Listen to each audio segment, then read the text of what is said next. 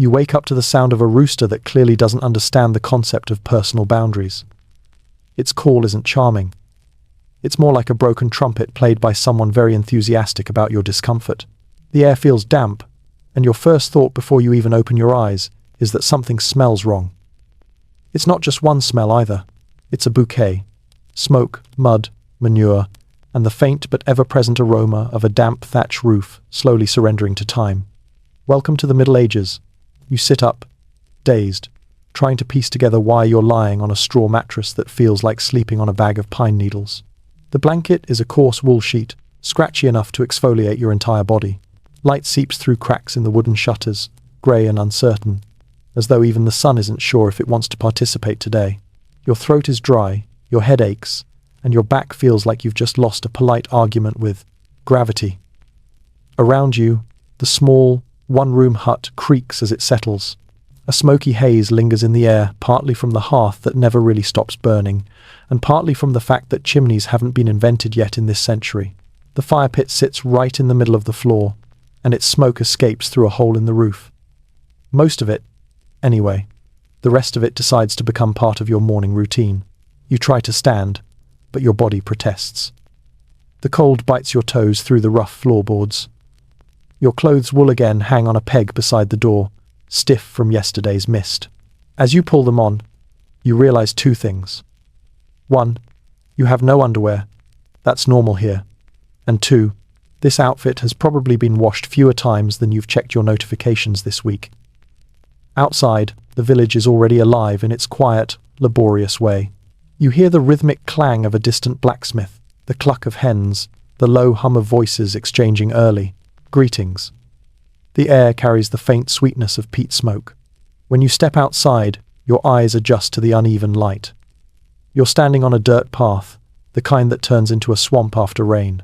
Every cottage looks roughly identical, small, slanted, and slightly embarrassed by their own crookedness.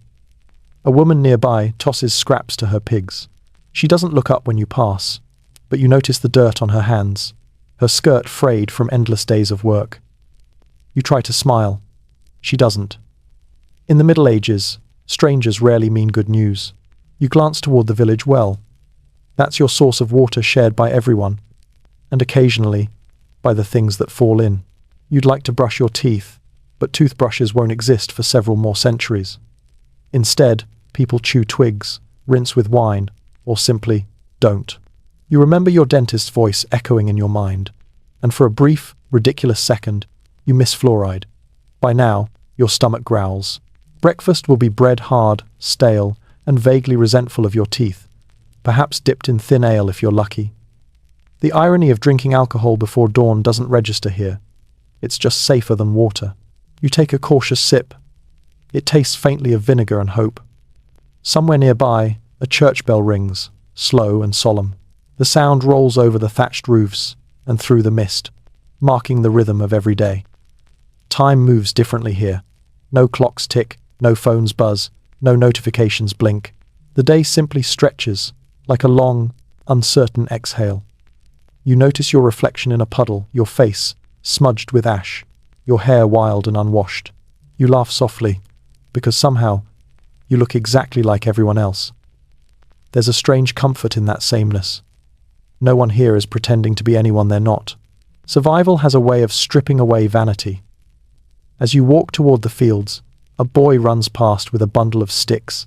His bare feet slap against the mud, and he grins a missing tooth smile that somehow feels eternal. A few hens scatter in your path. You step aside, trying not to fall into a pile of something that used to be hay but now seems more philosophical in texture. Life here is simple but relentless. Every hour demands effort, chopping wood, hauling water, feeding animals, mending tools. The rhythm is physical, tangible. You work, you sweat, you rest, you repeat. And in a way, there's a quiet peace in that predictability. One major fact drifts through your mind. More than 90% of people in medieval Europe lived rural lives just like this, bound to the land, waking and sleeping with the sun. Historians still debate whether peasants found this existence miserable or simply normal. You suspect it was both, depending on the day and the weather. As you trudge toward the field, a rooster crows again. You glare at it, It stares back with blank defiance. You sigh. You probably won't make it through this day. But before you do, let's make a deal. If this sleepy trip through history feels oddly cozy, or at least more educational than your usual insomnia, tap that gentle like button. Maybe even subscribe for more stories like this, told in the dark with a wink to the past. And tell me, in the comments, where you're listening from, and what time it is there. Now take a breath. Let the morning mist fade. The workday is about to begin, and so is our story. Now let's ease into tonight's journey. You join a slow-moving line of villagers heading toward the open fields. Everyone carries something, a hoe, a basket, or simply the quiet resignation of people who've done this every day of their lives. The ground squishes underfoot, dew still clinging to every blade of grass, and a low fog curls over the soil like a lazy ghost that refuses to leave. You're half awake, but the cold air forces alertness into you. Your breath fogs before your face, mingling with the steam rising from cow dung along the path, the countryside's version of incense. The sun is barely up, but already you can sense time slipping away. In this world, daylight isn't just beautiful, it's currency. Every hour of light means survival. At the edge of the field, you find a patch of soil that someone kindly tells you is yours for today. You look down at the clumps of earth, feeling the texture through your rough hands. There's no shovel waiting, just a wooden-handled hoe that's been mended more times than you've probably rebooted your phone. You swing it into the ground awkwardly, but with determination, and the soil resists. It's heavy, wet, and stubborn, like the universe itself, reminding you that comfort is a modern invention. Around you, the rhythm of the village hums like a quiet machine. A woman hums a tune while pulling weeds. A man jokes with his neighbor about the weather, though joking here means mumbling a few dry words between grunts. Somewhere behind you, a baby wails, quickly soothed by a soft voice. The sound of life here is not chatter, but persistence. Your back starts to ache after just a few minutes. You straighten up, wincing, and realize that this position bent over the earth will define most of your waking hours. You try to stretch, but your spine cracks like old firewood. The farmer beside you chuckles softly. "You'll get used to it," he says in a dialect so thick it's half riddle, half growl. You nod as though you understood. The sky begins to brighten, a pale gold stretching across the horizon, and for a brief moment, it's beautiful. You pause to watch it, realizing this is the closest thing people here have to a sunrise meditation. No apps, no playlists, just light, wind, and the feeling that the world, despite everything, still works. Lunch won't come for hours, and when it does, it will be simple. Coarse bread, maybe a bit of cheese if fortune smiles, or onion soup if someone's feeling extravagant. You think of modern snacks, the luxury of grabbing something pre-packaged, crisp, and artificial, and laugh quietly. Out here, food isn't flavor, it's fuel. Still, the villagers find small joys. A boy tosses a stone, trying to hit a distant crow. Two women gossip, while pretending not to. You can't hear the words, but the rhythm is unmistakable human, eternal, timeless. The world changes, but the whisper of shared secrets never does. Your mind drifts as you work. You start thinking about hygiene again, not because you're obsessed, but because you're surrounded by evidence that soap is a luxury. Bathing happens rarely, mostly when it rains or during festivals. People cover the smell with herbs, smoke, or sheer denial. You scratch your arm and realize you've officially entered that category, known historically as earthy. A strange fact crosses your thoughts, something you half remember from a documentary. In some medieval towns, people believed that bathing too often made you weak. Water, they thought, opened your pores and let illness seep in. You glance at your hands, smeared with mud, and think, if that's true, you're invincible. Hours pass in quiet rhythm. Birds scatter across the fields, and somewhere beyond the hedgerows, a church bell tolls again. Each ring is a reminder of time, both sacred and ordinary. It's not just about prayer, it's a schedule, a cosmic clock. You wonder how people measured their lives when every day looked the same. Maybe they didn't. Maybe they didn't need to. A small moment of humanity breaks the monotony. The same woman who ignored you this morning now offers a piece of her bread. She doesn't smile, but she nods, wants a gesture that, in this world, means acceptance. You take it with a quiet, "Thank you," though she probably doesn't understand your accent. The bread is stale, but the gesture is warm. Somewhere nearby, a man hums a song about Saint Isidore, the patron of farmers. The tune is old, slow, and slightly off-key, but it carries a strange beauty. The wind catches it, spreading the melody across the field like pollen. You listen, half entranced. And just as you begin to feel almost settled, the sky shifts. Clouds gather thick, grey, and unapologetic. Rain begins as a whisper, then a drizzle, then a steady, soaking presence. You look around for shelter, but everyone keeps working. The rain doesn't stop the day, it simply adds texture to it.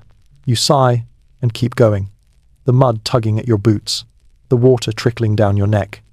Historians still debate whether medieval peasants truly hated this life or found comfort in its constancy. You can't decide either. It's harsh, yes, but strangely grounding. Every ache, every drop of rain, every sound of metal striking soil feels like proof that you're alive in the most literal, uncomplicated sense. And as the day crawls on, you find a quiet rhythm of your own. Swing, breathe, watch the sky, think too much. Swing again. You glance at the horizon, where the mist is beginning to thin. A small wooden cross stands on a hill nearby, silhouetted against the pale light. For a moment, you feel an ache of connection to the people who lived this life, and to the endless line of dawns and dusks they endured. And in that stillness, the thought returns. You probably won't make it through this day. But somehow, you're okay with that. By midday, the rain has eased into a soft drizzle, the kind that doesn't stop work but makes sure you stay mildly damp forever. You can't tell if you're sweating or just absorbing the weather. The villagers don't seem to notice. Their movements have a rhythm, almost hypnotic, each swing of the hoe, each pull of a weed, perfectly synced with the earth's quiet heartbeat. You pause, leaning on the handle of your tool, and look around. The horizon stretches endlessly, no power lines, no fences, no hum of engines. Just a few trees, crooked and brave against the wind, and the low hum of life that never quite rises above a whisper. Somewhere, a dog barks. A rooster crows again. You make a mental note to have a word with that rooster later, and a distant stream murmurs through the fields. You realize something. The Middle Ages aren't loud. The silence isn't empty, it's textured. There's the sound of work, breath, rain, birds, the creak of wood, and underneath it all, the patient stillness of a world that doesn't rush. It's not the kind of quiet that demands attention. It's the kind that swallows you whole. A cart rattles by, pulled by a single ox. The driver nods at you, his face carved with lines deeper than the furrows in the field. On the cart lies a stack of hay, a broken wheel, and a boy too young to be this tired. You wave weakly, and the man raises his hand in return. The gesture feels ancient, like language distilled to its simplest form. As the work continues, you start to notice small details. The tools are handmade, each handle slightly different, shaped by years of fingers. The baskets are woven from reeds that still smell faintly of the riverbank. Even the wooden houses, crooked and smoke-stained, carry a warmth that modern walls never quite manage. They aren't perfect, but they're alive, constantly patched, repaired, and forgiven. You reach for your pouch of coarse bread and take a bite. It's hard enough to chip a tooth, but hunger is persuasive. Beside you, a man shares a bit of onion, a small act that feels monumental. You thank him, and though you can't understand his words, the tone says it all. In a world this fragile, kindness is currency. And then you hear it laughter. Not loud, but genuine. A small group of children splashing in the puddles near the road, their feet bare and filthy, their faces lit with mischief. One of them slips, landing squarely in the mud, and the others howl with delight. You can't help it. You laugh too. For a moment, the field feels lighter. There's a strange beauty in how joy survives here. Life is short, work is endless, and death is always a rumor away. But still, someone finds a reason to smile. Maybe that's humanity's oldest talent, finding something to laugh about when logic says you shouldn't. A man nearby mutters something about the local lord, You catch only fragments, tax, harvest, and something that sounds like again. The feudal system isn't just background noise, it's gravity. Most of what you grow, you owe. The rest, you pray lasts the winter. The hierarchy is clear. Nobles own the land, priests own your soul, and you own your blisters. You take a moment to imagine that structure invisible, yet absolute. The king sits hundreds of miles away, but his reach extends right into your aching hands. The villagers don't speak of rebellion, they simply endure. Survival, not glory, is the daily miracle. Somewhere in the distance, a bell rings again, this one sharper, quicker. The Angelus prayer. Work stops for a moment, tools are set down, heads bow, the air thickens with reverence and fatigue. You follow their lead, unsure what words they whisper, but the silence between them feels sacred. It's not about belief alone, it's about rhythm. Prayer marks the day the way clocks once would. You look up at the grey sky and exhale, feeling something like gratitude. Or maybe it's just relief that no one has asked you to dig anything else for 5 minutes. As you stand there, still as the others, your mind drifts again to the strangeness of all this. Historians still debate whether medieval peasants were deeply religious or simply deeply superstitious. You suspect it didn't matter much. In a world ruled by uncertainty, faith in anything was the closest thing to control. And just as quickly as it began, the pause ends. The tools lift. The rhythm resumes. The drizzle returns, more insistent. Now. You squint at the clouds, half expecting a rainbow, half expecting divine sarcasm. Neither arrives. By afternoon, your muscles are trembling. You've developed new respect for the concept of daily bread. You think about naps, about soft pillows and indoor plumbing, and realize those words don't exist here yet. You try to imagine explaining a sleep app to these people, and almost laugh again. They'd probably think you were possessed. You glance toward the village, its smoke rising in thin, crooked lines. The smell of cooking, something earthy, something boiling wafts through the air. Maybe turnips, maybe cabbage, maybe something that used to be both. Either way, it's a sign the day is nearing its end. The villagers begin to drift back toward home, shoulders slumped, eyes low but not defeated. The boy with the sticks from earlier runs past you again, still barefoot, still smiling. You realize he hasn't slowed down once all day. Maybe that's what youth is for, to make exhaustion look like freedom. You follow the dirt path homeward, boots heavy with mud, heart oddly light. The fields stretch behind you, glistening under the last thin light of the sun. You turn for one last look and feel something strange. Pride. Not because you were good at it, you absolutely weren't, but because you tried. The sun dips lower, and the village hum resumes, fires crackling, animals fed, laughter echoing faintly between wooden walls. You step back into the small, smoky hut that now feels almost familiar. The day has worn you down, yes. But somehow, it's also soothed you. You settle beside the hearth, the warmth seeping into your bones, and watch the light dance on the uneven walls. Your eyelids grow heavy. The fire pops softly, and in the fading glow, you can't help but think, maybe, just maybe, you might make it through tomorrow. Evening settles slowly, like a heavy wool blanket drawn over the village. The drizzle has stopped, leaving everything damp and glistening in the twilight. Smoke rises from every thatched roof, forming a low, bluish haze that hangs above the huts. You can hear it, that peculiar medieval quiet again, the kind that hums rather than silences. A dog barks once, then gives up. Someone laughs faintly near the well. A baby cries, muffled by distance and straw. The rhythm of life here never really stops. It just softens. You sit near the hearth, your hands stretched toward the flames. The fire's warmth feels sacred after the long, wet day. The light flickers over rough timber and wattle walls, tracing shapes that almost look like moving figures, saints, demons, or maybe just your imagination playing tricks again. The air tastes of smoke and stew, earthy, sharp, alive. Dinner arrives in the simplest form imaginable, a wooden bowl of pottage. It's thick, brown, and smells vaguely like boiled garden. You take a cautious spoonful. It's not bad exactly. It's just earnest. A slurry of peas, barley, Maybe a turnip or two if the gods were feeling generous.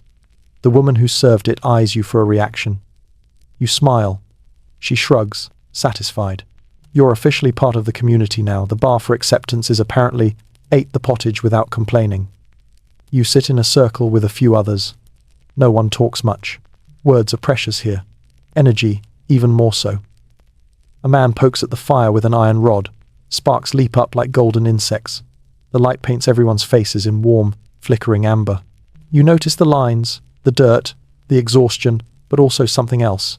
Peace. The kind that doesn't need to be announced. A young boy fiddles with a bone flute, coaxing out a few uneven notes. They wobble through the smoky air, thin and haunting. Music here isn't performance, it's presence. A reminder that beauty survives even in mud. You lean back against the wall, half listening, half drifting. Outside, the last of the daylight slips away. The world beyond the hut turns blue and strange, the kind of dark that makes every sound sharper, every shadow taller. Somewhere out there, you hear an owl, then the faint clatter of hooves on the distant road. You glance toward the door. The man beside you mutters, "Tithes," and spits into the fire. You don't need translation for that tone. The local tax collector, or his assistant, must be riding through. Every villager owes a portion of their harvest to the church, and another to the Lord. Whatever's left is yours, assuming you don't die of exhaustion before you eat it. You think about taxes in your own time, and for a fleeting, treasonous moment, they don't seem so bad. Still, there's an odd grace in the way the villagers handle it. No rants, no rebellion, just weary acceptance, like a sigh that's lasted generations. Life is a contract they never signed but honor anyway. You remember hearing somewhere that the medieval church controlled nearly 1/3 of Europe's land. It wasn't just a spiritual force. It was an empire of paperwork, parchment, and promises. Historians still debate whether the average peasant feared God, the priest, or just the idea of either showing up at tax time. The boy's flute falters, and the group slowly begins to disperse. A few people bow their heads for evening prayer, murmuring words you can't follow. The fire crackles, and you join the silence, not out of faith exactly, but respect. The air itself feels older here, full of quiet belief. When the prayer ends, the hut grows still. People curl up where they can on benches, near walls, beside each other like spoons in a drawer. Privacy is a luxury centuries away. You find your straw mattress again and lie down, careful to avoid the lump that feels suspiciously like a rock pretending to be comfort. Your eyes trace the ceiling. You can see faint stars through gaps in the thatch. It's oddly beautiful nature's nightlight, courtesy of poor construction. You listen. The world outside hums with small sounds, the wind sighing through the cracks, a pig shifting in its pen, the slow rhythm of breath from those already asleep. You realize how alive this silence is, a constant pulse, not absence. A strange comfort settles in. There's no artificial glow, no endless hum of machines, just you, the fire, and the knowledge that tomorrow will look almost exactly like today. That's the part that's both peaceful and horrifying. You shift, the straw rustling beneath you, and wonder what people dreamed about back then. Probably not flying cars or AI companions. Maybe they dreamed of good harvests, dry roofs, or shoes that didn't leak.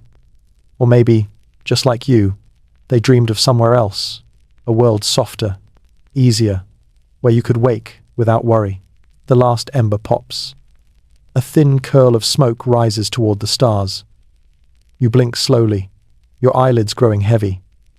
And as you drift, a sleepy thought passes through your mind, one that sounds suspiciously like sarcasm, but also a little like peace. You might not make it through this week, but for tonight, you've earned the rest. You wake before dawn, though wake might be generous. It feels more like your body simply gave up on pretending to sleep. The hut is cold, darker than ink, and filled with the quiet breathing of others. Somewhere near the door, someone snores long, patient, and heroic in its consistency. The fire has died to a faint orange glow.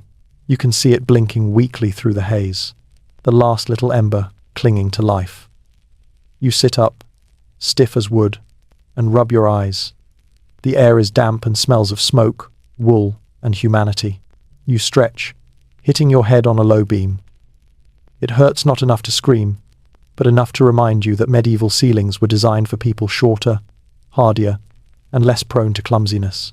You mumble something modern and untranslatable. Outside, roosters begin their performance again.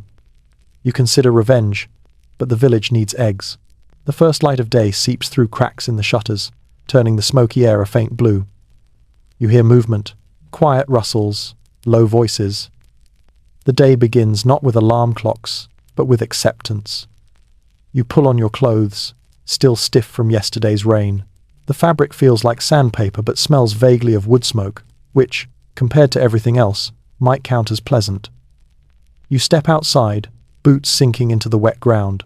The morning is misty again, a pale veil clinging to every roof and fence. Somewhere, a cow lowing cuts through the fog. It's not peaceful exactly, but it's honest. You head toward the well, following the faint sound of buckets and chatter.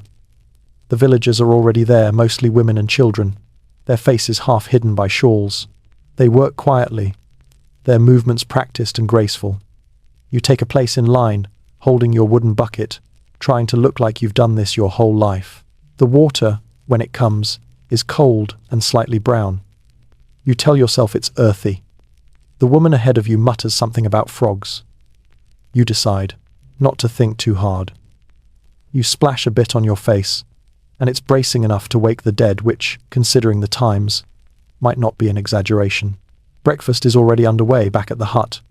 More pottage, reheated from yesterday, with a faint new bitterness that might just be character development. A few people chew slowly, not speaking, eyes half open.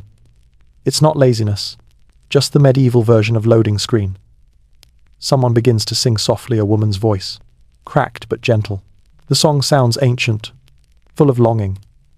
You can't understand the words, but you feel them. They tell of rain and love and fields and loss, basically, the four medieval genres. The others listen in silence, some nodding faintly. The melody fills the smoky room like a prayer you didn't know you needed. When the song ends, the silence that follows feels even softer than before. You almost want to thank her, but she's already stirring the pot again. Soon after, work begins anew. The rhythm of life here doesn't ask for permission. You join the others, heading toward the fields once more. The road is muddy, the air sharp, and your stomach already wonders if lunch will involve less mystery. As you walk, you pass the same crooked fence, the same muddy ruts, the same stone cross marking the edge of the village. It feels repetitive, but strangely grounding, like a ritual disguised as routine. You think of how every generation before you walked this same path, saw this same sunrise, smelled this same earth. You're standing inside history, but also inside monotony. The two are sometimes indistinguishable. At the edge of the field, you stop to watch a man sharpen his scythe. The metal glints faintly, catching what little sun filters through the mist. The sound, a long, slow scrape, is hypnotic. He does it with the patience of someone who's done nothing else for decades. You realize that in this world, time isn't money. It's just time. That's both beautiful and terrifying. You start working again, rhythm returning, like muscle memory. Hoe, pull, lift, repeat. Your mind drifts. You think about the smell of coffee, about hot showers, about Wi-Fi luxuries that, in this moment, feel like divine miracles. You wonder if anyone in this era ever dreamed of warmth without effort.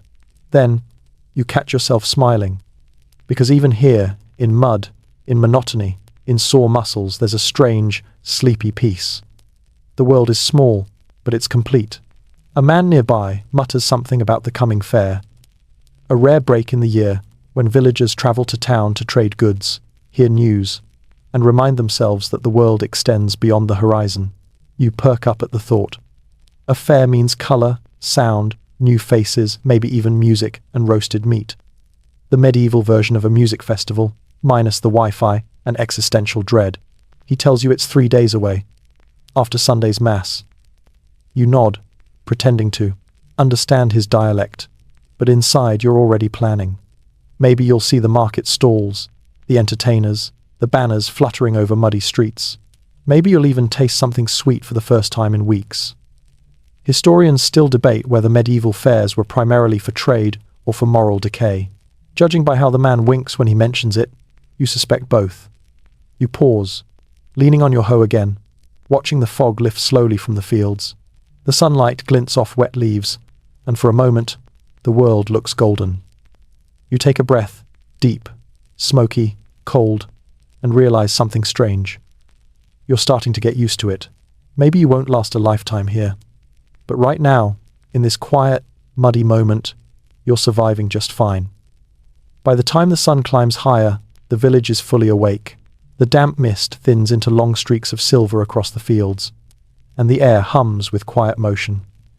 The shuffle of boots, the bleating of goats, a slow creak of wooden wheels. Every sound is small, but together they form a kind of medieval symphony. Humble, repetitive, oddly soothing. You fall into step beside a man leading an ox, its eyes patient and resigned. The man nods to you, a sort of acknowledgement that says, "Yes, we're both in this together, friend." He smells faintly of leather and hay, the medieval equivalent of cologne. His clothes are patched and sun-faded, his hands a map of scars. When he speaks, you can't make out the words, but his tone is calm, even friendly. You nod back. It seems the right thing to do. He gestures toward the fields ahead and says something about ploughing time. You're handed a wooden handle connected to a contraption that looks like a cross between a sled and a torture device. You take your place behind the ox, and with a soft grunt, the animal lurches forward. The plough bites the soil, and suddenly you're part of one of humanity's oldest routines. The earth turns in rough, dark curls, smelling rich and alive. You think briefly about treadmills, about how people now pay for the privilege of walking in place, and you can't help but smile. Here, every step counts. Every furrow means food. Every ache means survival. It's not glamorous, but it's real. Your shoulders burn, your hands blister, and mud cakes your legs. Yet something about it feels right, like your body understands this rhythm, even if your mind doesn't. You imagine how generations lived and died doing this same motion. Maybe memory lingers in the muscles of the species, whispering, "Yes, this is what we're built for." The man laughs when you stumble, saying something that might translate to, "You swing like a poet." You grin sheepishly. The ox doesn't laugh, it just keeps moving, unbothered by human comedy. Around noon, the priest walks down the path, his robe a patchwork of stains and piety. He blesses the workers with a quick gesture and a muttered prayer. People nod, respectfully. Religion here isn't an event, it's a background process. Always running, always humming quietly in the system. You nod too, out of courtesy and superstition. It can't hurt. When the priest passes, the man beside you mutters something about indulgences, the medieval system of buying forgiveness. He rolls his eyes in a way that transcends language. You chuckle, realizing sarcasm is truly timeless. You pause for a break under a tree that's older than most family lines here. You sit on its roots, back aching, and watch the sunlight flicker through the leaves. A few children chase each other nearby, their laughter sharp and clean in the air. One of them trips, stands, and laughs again, the universal sound of resilience. You take a bite of your bread, still hard, still humbling, and look at the fields stretching to the horizon. The scene feels like a painting before paints were invented. Every color muted, every life contained. You think of all the names that will never be written, all the lives that will never be remembered, and realize that history isn't made of kings and wars. It's made of mornings like this, anonymous, exhausting, and astonishingly human. Somewhere, a bell tolls again. The sound drifts across the hills, slow and warm. It's not marking time anymore, it's keeping you company. As you stand to return to work, you overhear a small group of women discussing herbs. One mentions angelica for fevers, another swears by nettles for childbirth. You lean closer, fascinated. Medicine here is a blend of knowledge and hope, memorized recipes passed down through grandmothers who never owned a book. A few villagers still visit the wise woman in the forest, a healer, part herbalist, part local mystery. You remember reading about her kind, the midwives and herbalists later branded as witches when politics caught up with theology. Historians still debate whether witch trials were truly about superstition, or simply about control. Either way, You decide to keep your curiosity quiet. The day rolls on, each hour blurring into the next. The ox breathes steadily, your muscles burn, and the world smells of earth and sweat and wood smoke. You find yourself humming without realizing it, a soft, wandering tune you didn't know you knew. It fits the moment perfectly. The farmer beside you joins in with a low hum of his own, and for a few minutes, the two of you share something wordless and ancient, a rhythm older than speech, a peace older than comfort. When work finally stops, the sun is melting into gold behind the hills. The sky turns lavender, then indigo. The air cools. You feel every ache, every bruise, every grain of dirt under your nails, and somehow, it feels like evidence that you existed today. You walk home slowly, past the same crooked huts and the same stubborn rooster, now eyeing you like an equal. The smell of stew returns the same, familiar promise of edible. Enough. You pass the woman who ignored you your first morning. She nods this time. You nod back. That's practically friendship here. Historians still argue whether the Middle Ages were an age of ignorance or an age of endurance. But as you sink once again beside the fire, too tired to think and too calm to care, you decide it doesn't matter. Here, in the soft glow of a dying flame, the line between hardship and peace blurs until all that remains is the sound of the fire breathing slow, rhythmic, alive. And as your eyelids droop and the embers pulse like sleepy stars, one thought crosses your mind, gentle and half smiling. Maybe you're not just surviving anymore. Maybe, somehow, you're learning how to belong. The next morning arrives, wrapped in fog again, thick, milky, and strangely comforting. You wake before the first rooster this time, your body slowly sinking to the rhythm of the place. The hut is dim and still, except for the soft crackle of a rekindled fire.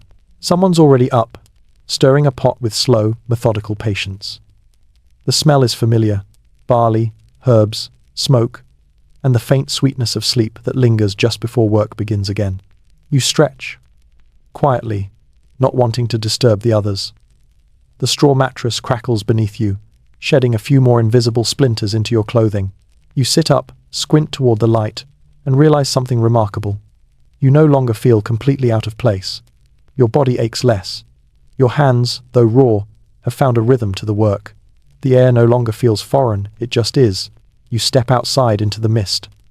The world is muffled, sounds soft and round-edged. The trees at the edge of the village are silhouettes, their branches dripping gently. A cart creaks past, pulled by an ox whose breath clouds in the cold. A woman balances a basket of firewood on her hip. The rooster calls late this time, perhaps even it needed an extra minute of peace. You make your way to the well, again, bucket in hand.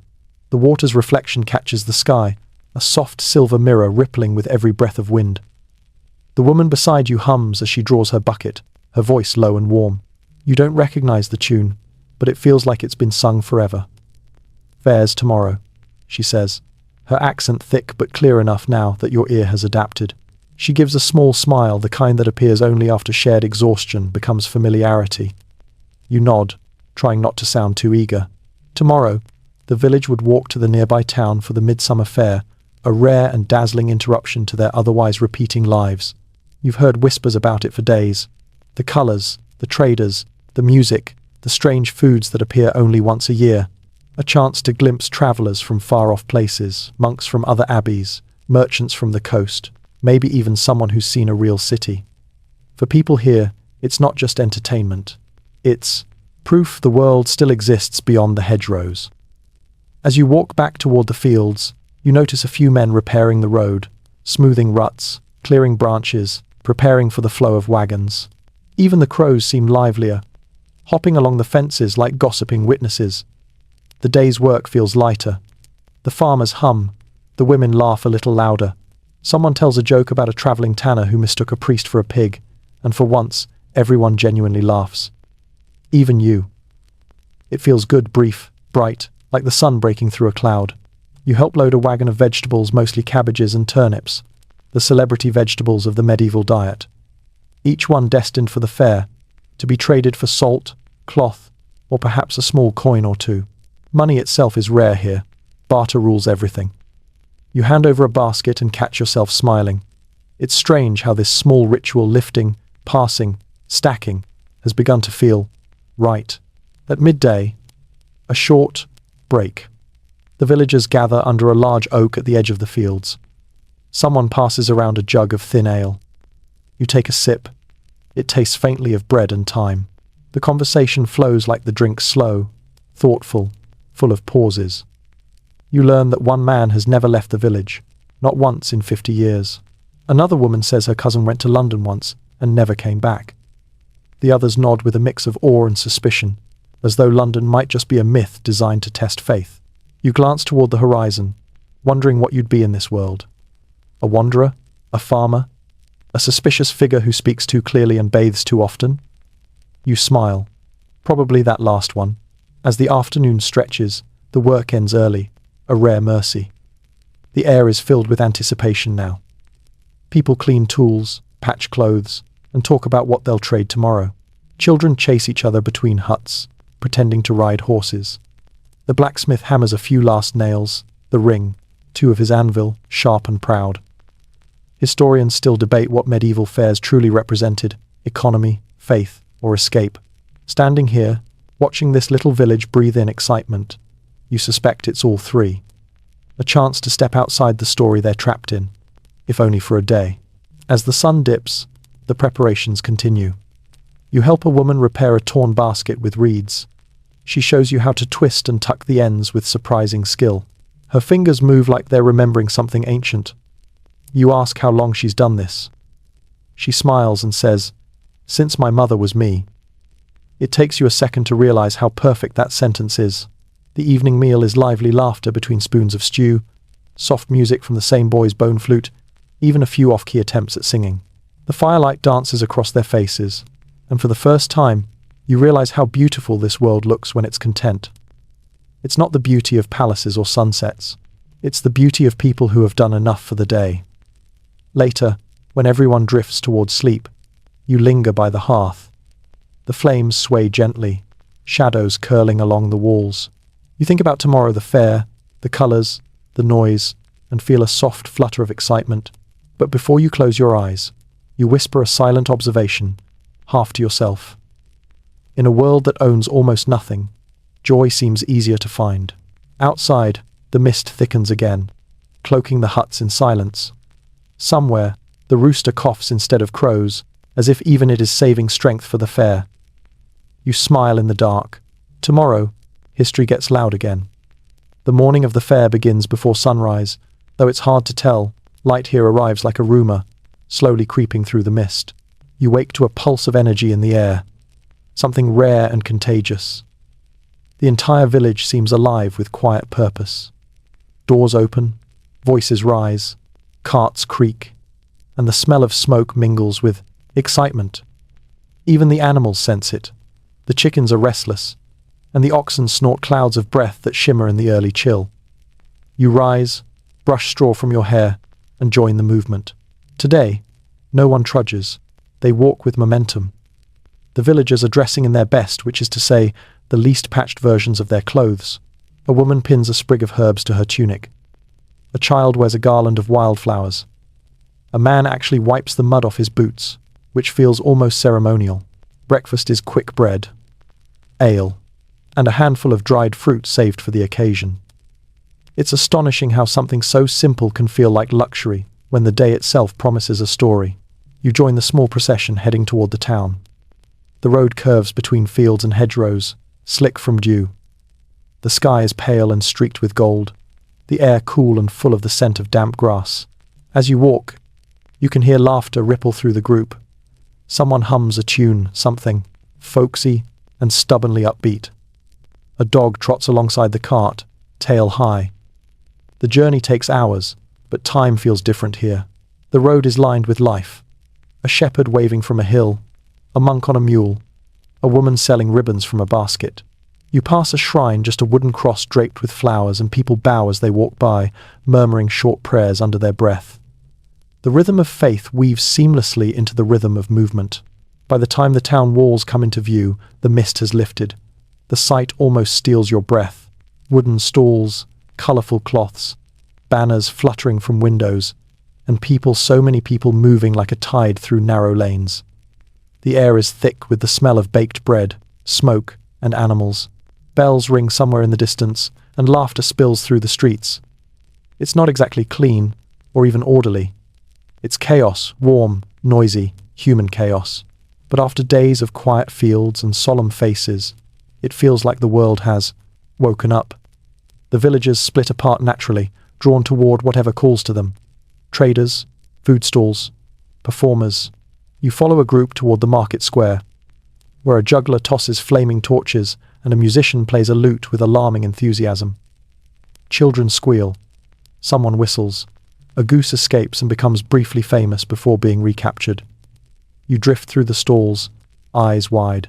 There are spices that smell of distant lands, cloth dyed in shades you didn't know existed, pots that shine like melted sunlight. A merchant offers miracle powders that cure everything from melancholy to gout. You try not to laugh. The people around you listen intently, though, nodding as if hope itself were for sale. You spot a group of monks selling honey and ink. One gestures to you, offering a small parchment charm for protection. You buy it, partly out of curiosity, partly because you've realized that in this world, superstition feels more like insurance. Nearby, a crowd gathers around a storyteller, a man in a tattered cloak with a voice like thunder. He stands on a barrel, spinning tales about knights, ghosts, and kings. His gestures are grand, his pauses perfectly timed. Even the children stop fidgeting. You can't help but smile. This is entertainment before screens, before scripts, just one man, one voice, and centuries of wonder. Historians still debate whether medieval fairs were more about trade or distraction. But as you stand there, watching faces light up around you, it's obvious. This is how they remembered they were alive. The fair isn't a break from life. It is life, condensed into color, sound, and smoke. You wander on, drawn by the smell of roasted meat. A man turns a spit over a fire, the fat crackling and hissing as it drips. You realize it's your first time smelling cooked meat in days, maybe weeks. He hands you a slice wrapped in bread. You bite into it. It's hot, greasy, perfect. You close your eyes for a moment, savoring it like a secret. At another stall, a woman sells ribbons and trinkets. You buy a small wooden token carved with a star. She tells you it brings good luck, though her tone suggests she'd say the same about a pebble if it sold. Still, it feels nice in your hand, smooth, warm, tangible. As the day unfolds, you see a different kind of beauty in the people around you. The laughter, the arguments, the flirtations. Life condensed into noise and color. You watch a young couple share an apple, a child stare in awe at a puppet show, an old man trade stories for cider. This isn't the romanticized Middle Ages from paintings. It's muddy, loud, full of smells and mistakes. But it's real, and that makes it beautiful. By late afternoon, the fair reaches its height. Bells toll again, calling people to vespers. Some pause to pray, others keep dancing. You stand at the edge of the square, watching sunlight spill across cobblestones, and think, maybe the fair isn't just an to escape. It's proof that joy was always part of survival. The villagers begin to gather their goods, their laughter a little slower now, their faces pink with fatigue and ale. You help load a cart with half-traded cabbages and a single, much-debated chicken. The sun sinks lower, turning the world amber. As the road back begins, you glance over your shoulder at the fading fair. Smoke curls up from the stalls, the bells grow faint, and the noise becomes a hum swallowed by distance. The woman with the basket walks beside you again. "It'll be quiet tomorrow," she says. You nod. "Too quiet," you reply. She smiles knowingly. "Aye. But that's life. Noise one day, silence the next." The road stretches ahead, bathed in soft gold. The ox plods on. The chatter fades. You feel the kind of tired that isn't just in the body, but deep in the soul, and yet, somehow, it's the peaceful kind. As the village finally appears in the dusk, torches flickering like small promises of home, you realize something profound in its simplicity. You came here as an outsider, lost in time and mud, but somewhere between the hoe, the hunger, and the laughter at the fair. You stopped feeling like a visitor. You became part of the story. The day after the fair feels heavier somehow, as if the air itself misses the noise. The village is quiet again, not dead, just resting. A kind of slow-motion hangover hangs over everything, though most people here have never heard the word hangover and would probably just call it Tuesday. You wake to soft light filtering through the cracks in the shutters. No rooster yet. Even he seems to have taken the morning off. The silence feels bigger today, not empty, but full of absence, like a theatre after the play has ended. You sit up, the straw mattress sighing under you, and stretch your sore arms. Your clothes still smell faintly of smoke and roasted meat, reminders of the fair that feel almost like dreams now. You smile, remembering flashes of yesterday. The juggler, the storyteller, the laughter, the way the sunlight fell across the cobblestones, the way the world, for a brief moment, felt infinite. Outside, the village exhales. Someone chops wood. A baby cries. The rhythm of reality returns, slow but dependable. You step into the morning, boots sinking slightly into the damp ground. The grass sparkles with dew, each drop catching the light like a quiet secret. You walk toward the well again, bucket in hand, and see the woman from before. She nods, offering a small smile, tired but content. "Good fare," she says. You agree, and for a moment, you stand there in easy silence, the kind that doesn't need filling. Breakfast is humble again. Bread, a bit of broth, and the comfortable quiet of people who have seen enough excitement to last a month. Someone jokes about how the priest fell asleep during Vespers yesterday, and the laughter that follows is soft, like ripples on water. The world is still sleepy, and so are you. After the meal, you head toward the fields with a few others. The air smells of damp soil and fresh beginnings. The fair may be over, but the work never is. The soil waits, patient and eternal, ready to receive new seeds. You kneel and start digging small furrows with a wooden tool, dropping seeds one by one. Each grain disappears into the earth, vanishing like a prayer whispered too softly to hear. It's strangely meditative. The repetition, the silence, the rhythm of motion, it feels like breathing in sync with the land itself. The man beside you speaks after a while, his voice low and thoughtful. "We sow now for spring," he says. "We won't see it grow for months. Might not live to see it at all. But we still plant." You nod. There's no sarcasm here, no poetry, just truth, the kind that sits in the bones. You remember reading that the medieval year was a cycle of waiting, planting, reaping, resting, surviving, always moving but never truly arriving. Historians still debate whether peasants felt trapped by this rhythm or comforted by it. You suspect it was both. Routine can be a cage or a lullaby, depending on the day.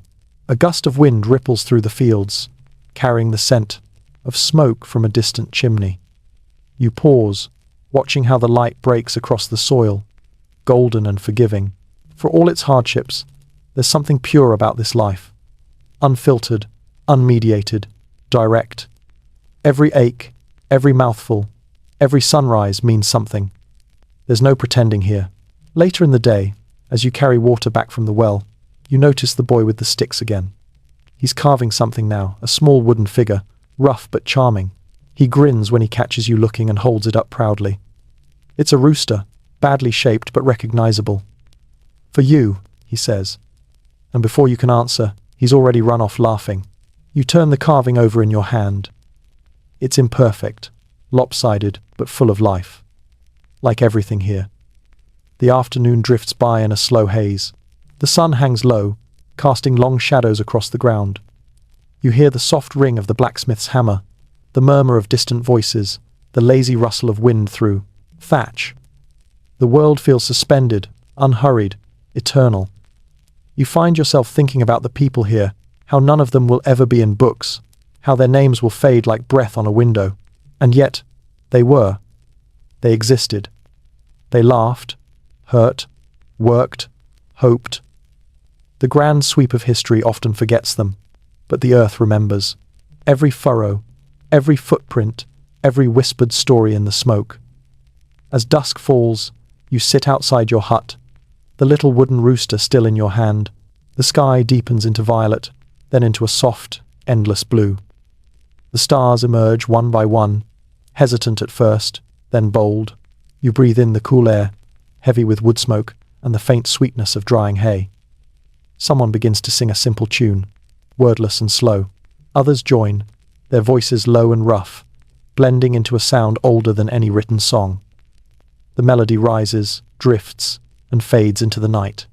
You close your eyes. You might not make it through every storm this world can throw, but, for now, with the earth beneath you, the fire beside you, and the stars above you, realize you've already made it further than you ever thought you would.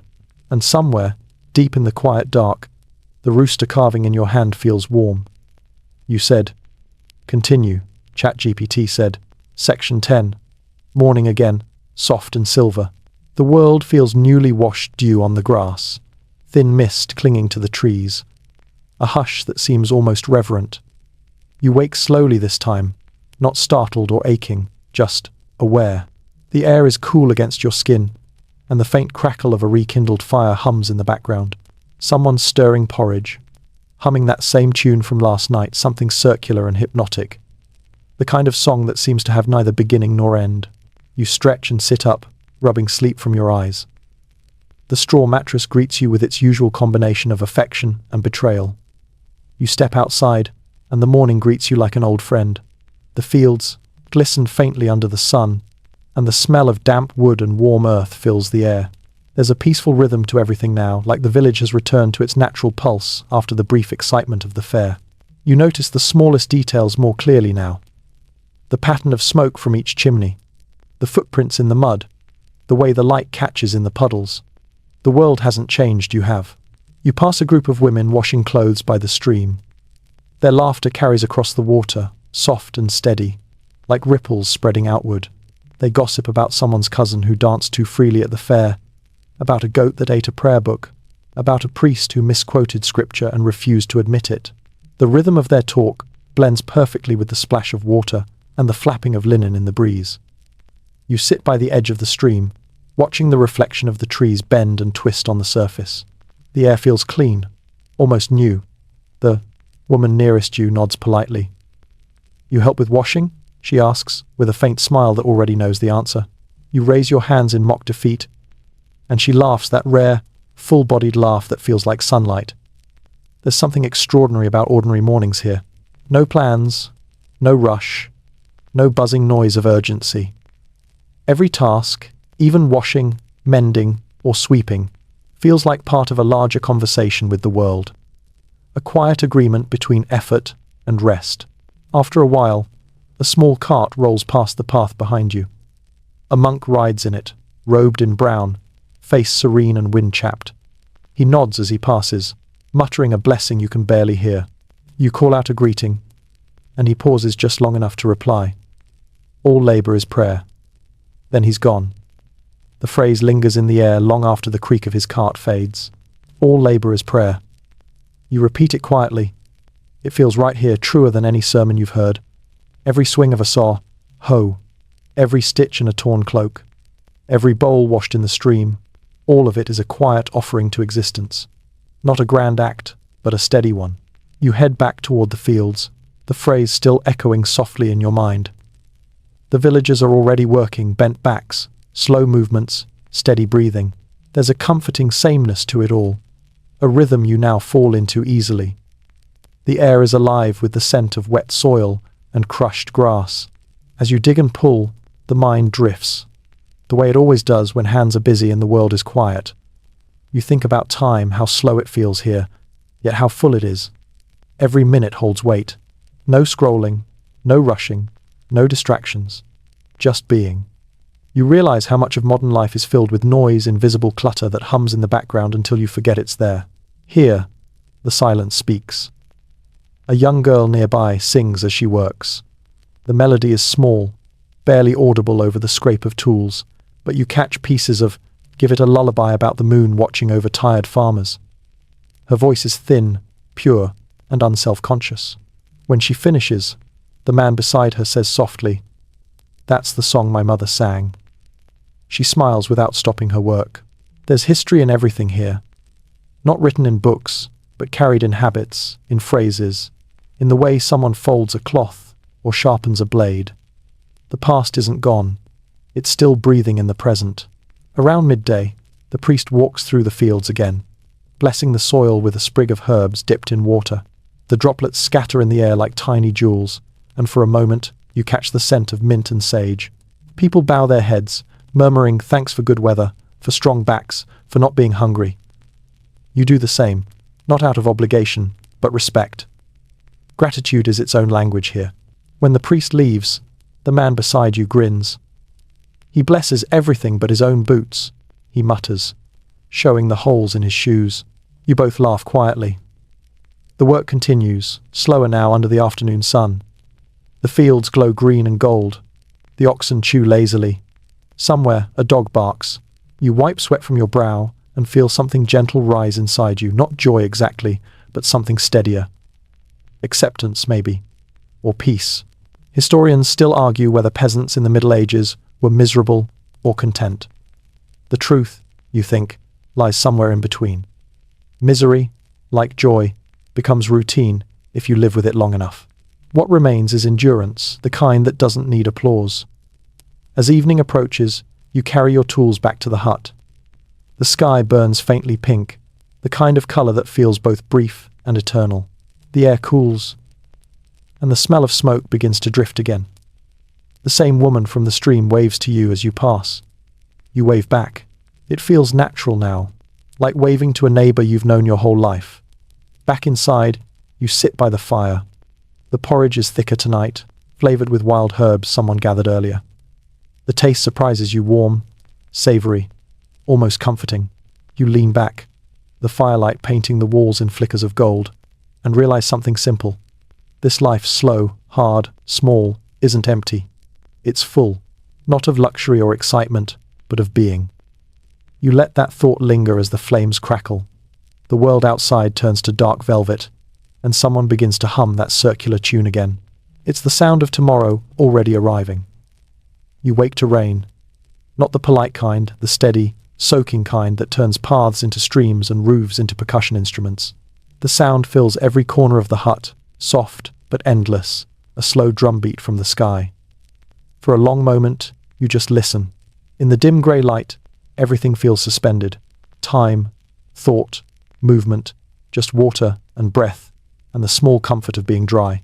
The fire in the hearth sputters as someone tosses on damp wood. The smoke rises lazily, curling toward the roof hole. A woman mutters something about saints within, the bringer of rain. A man answers that maybe the saint could take a day off. They both chuckle softly, and the laughter warms the room more than the fire does. You pull your cloak tighter and step outside. The air is sharp and fresh, full of the metallic scent of rain on soil. Puddles mirror the grey sky. Rivulets snake through the mud. The whole village looks like it's melting, walls weeping, roofs dripping, dogs curled up under carts.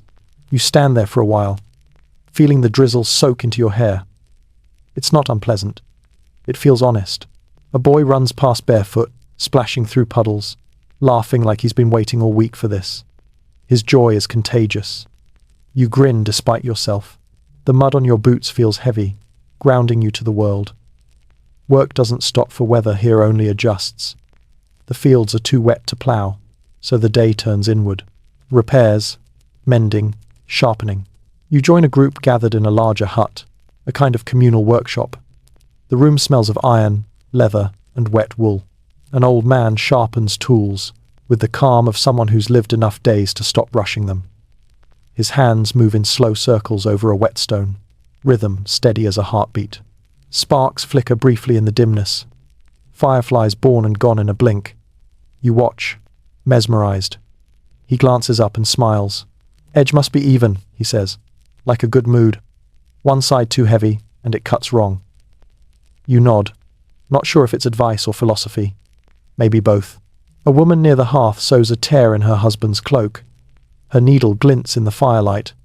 The thread pulls through with that soft, satisfying sound, the tiny whisper of work well done. You think of how every little repair here matters. There's no excess, no waste. Everything mended, reused, reborn. Even a hole in a tunic gets treated like a moral duty. Rain taps harder against the shutters. Someone begins to hum. Another joins in. Before long, the room fills with a low, wordless melody. You recognize it, the same circular song that drifts through every part of this village. The melody feels like weather, now familiar, cyclical, always returning. You join in, quietly at first. No one looks up or laughs. They simply make room for your voice. Time stretches. The song ends, the fire pops, the rain continues its soft applause. In the afternoon, when the downpour eases, you venture out again. The air smells green, that indescribable scent of soaked plants and clean air. The road is slick, reflecting the huts and trees like a watery dream. A few people are out too, bailing water from ditches, feeding animals, talking about how the barley might thank the rain later. The conversations are practical, but the undertone is reverence. Water is both friend and threat here, blessing and burden, always taken seriously. You pass the church, its small bell tower dripping with ivy. The door is open, and a monk kneels inside, mopping puddles with rags. You step closer. He looks up, smiles. God sends the water, he says cheerfully, but never the buckets. You laugh softly. The phrase sticks in your mind, another small truth wrapped in humor. Inside, the church smells of wet wood and candle wax. A few villagers kneel in silence, praying. You don't know the words, but you stay for a while, listening to the rain drum gently on the roof, watching the candle flames tremble in rhythm. The flickering light feels alive, like each flame has its own small breath. Historians still argue whether medieval faith was born from fear or from wonder. You suspect it was both. And maybe that's what made it so human. When the world feels this fragile, you'd want to believe in something steady too. Later, as the clouds finally thin, a pale sun emerges. The village glows softly, every thatch, every stone glistening. Children run out again, chasing the light, their laughter scattering the last of the rain's melancholy. You walk down the muddy path back to your hut. The air hums with quiet contentment. Somewhere behind you, someone starts a small bonfire to dry wood for the night. The smoke rises in delicate spirals, fragrant and blue against the new gold sky. Inside, you hang your damp cloak by the fire. The warmth hits your skin and spreads slowly, a living thing. The others settle in, murmuring, sewing, sharing bits of dried apple saved from the fair. You chew slowly, savoring the sweetness, faint but sincere. And as you sit there, half listening to the rain fade into memory, you realize something subtle has changed. The discomfort, the cold, the ache, the constant grit under your nails, it's still there. But it's no longer an enemy. It's part of the texture now, part of the rhythm. You're not fighting the century anymore. You're breathing with it. The fire pops once, and the rain outside falls quieter still. You close your eyes, letting the warmth and sound wash over you. And for the first time since you woke up here, you stop wondering when or if you'll ever go back. The next morning begins not with rain or roosters, but with stillness, that deep, blank quiet that settles over a village when the air itself hasn't decided what kind of day it wants to be. You wake slowly, blinking into the soft grey half-light. The fire's out, though the embers still whisper faintly, tiny stars in a world of ash. For once, you don't hurry to rise. You stay under the rough blanket for a while, watching the smoky ceiling, listening to the muffled breathing around you. The rhythm of sleep, of small lives contained in this small room, feels sacred. In the pause between dreams and chores, the Middle Ages hold their breath. Outside, the fog has returned thicker than before, a quiet ocean swallowing the huts. You step into it and instantly disappear from sight. Even to yourself, the air tastes wet and metallic. Each sound, the squelch of your boots, the creak of a door, the faraway low of a cow seems isolated, fragile, beautiful. You find yourself walking without direction, the way people do when they don't need to arrive anywhere. The mist wraps around you, cool and soft, as unspun wool. You could almost believe the world beyond this village doesn't exist. That history, cities, the future, all fade somewhere beyond the fog. Eventually, the vague outline of the chapel takes shape. The small wooden cross at its peak is beaded with dew, glinting faintly. The door stands slightly open, as if the building itself is breathing. You step inside. It's dim, and the air smells of wax, wood, and damp stone. A few candles burn near the altar, their flames steady in the stillness. No priest in sight, no congregation, just silence, layered and heavy, the kind of silence that feels alive. You sit on a bench, the wood cool beneath your hands, and let your eyes adjust. The painted figures on the wall are faded, saints with missing faces, halos blurred by time.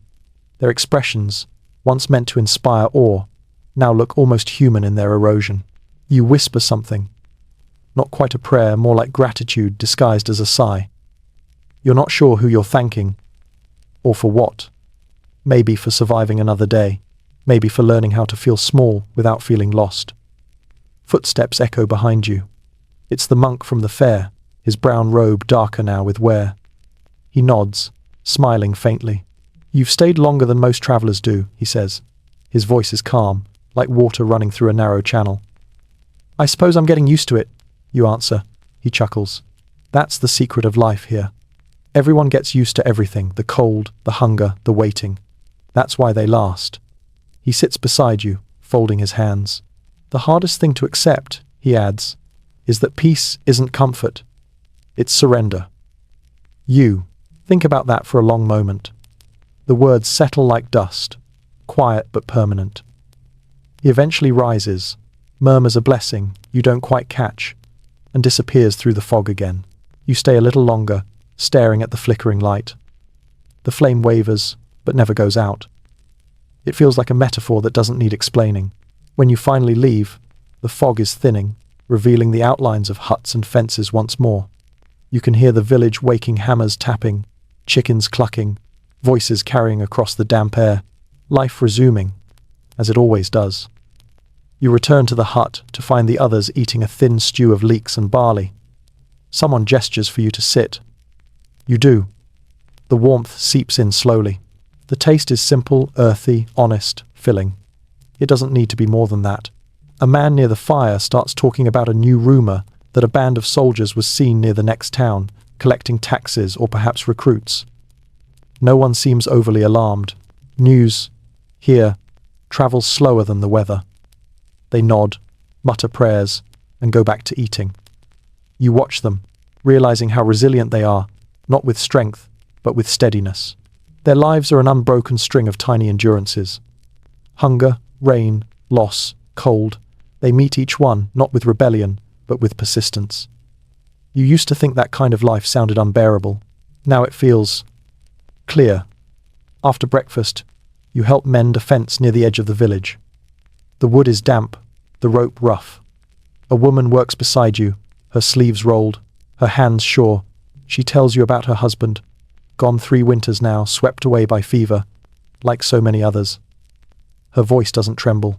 She speaks of him the way you'd mention a favorite song that no longer plays gone, but still humming faintly inside. You offer a quiet, "I'm sorry." She shrugs, smiling softly. He was kind. That's all that matters now. Then, after a pause, the good ones leave, the land stays. So we stay too.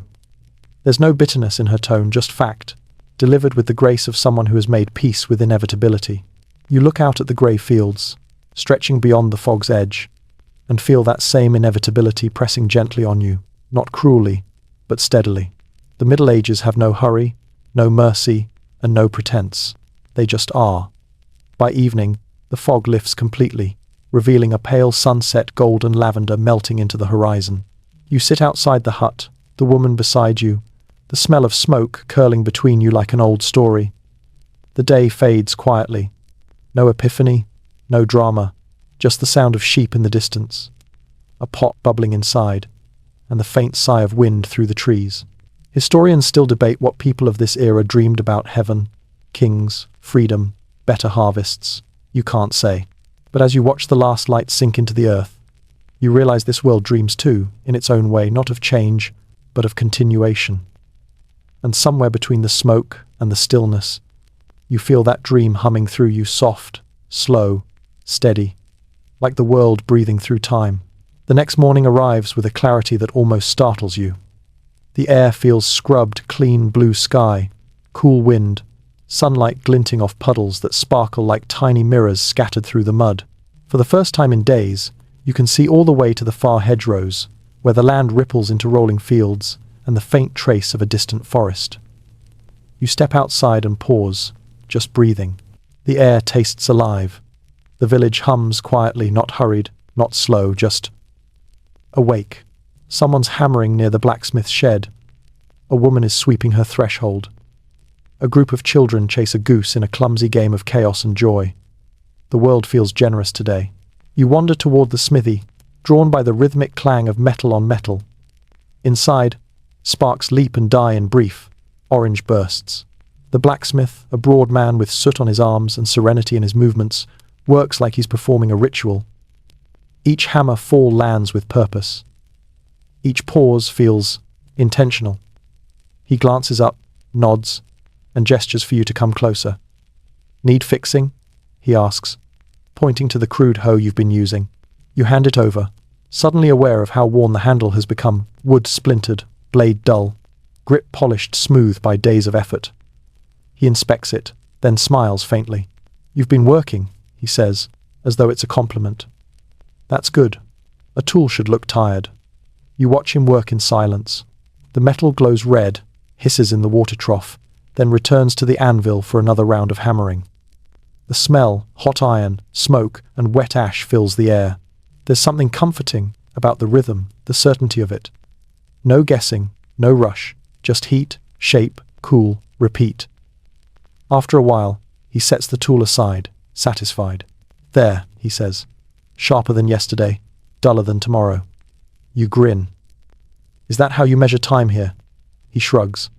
"That's how I measure everything." Outside, the sun is climbing higher.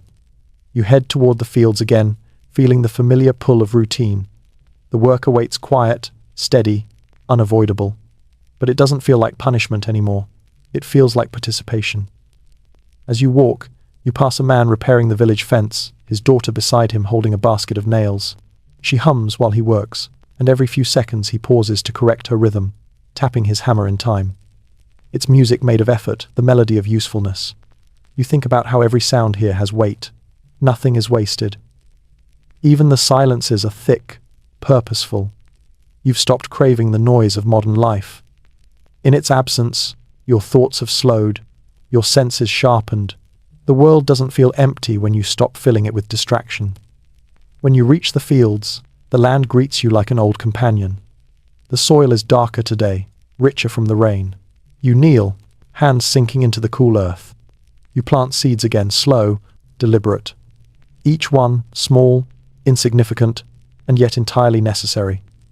You begin to understand why farmers here pray before they work. It isn't superstition. It's gratitude for the chance to continue.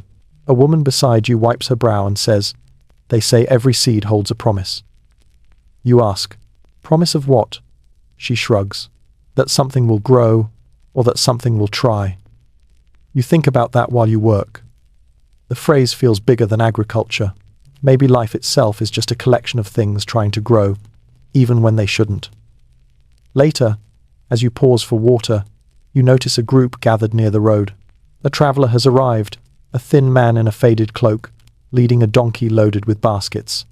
His arrival draws quiet excitement. Strangers are rare here. He claims to bring news from the coast. The villagers lean in, half curious, half cautious. You listen too.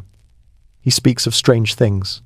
Storms that sank ships, a new bishop in the city, a rumor of war far away. His words ripple through the crowd like wind through tall grass. Fascinating, but distant. None of it will reach here soon, if ever. The villagers nod politely, thank him for his stories, and return to their chores. You realize then, this world moves by inches, not leaps.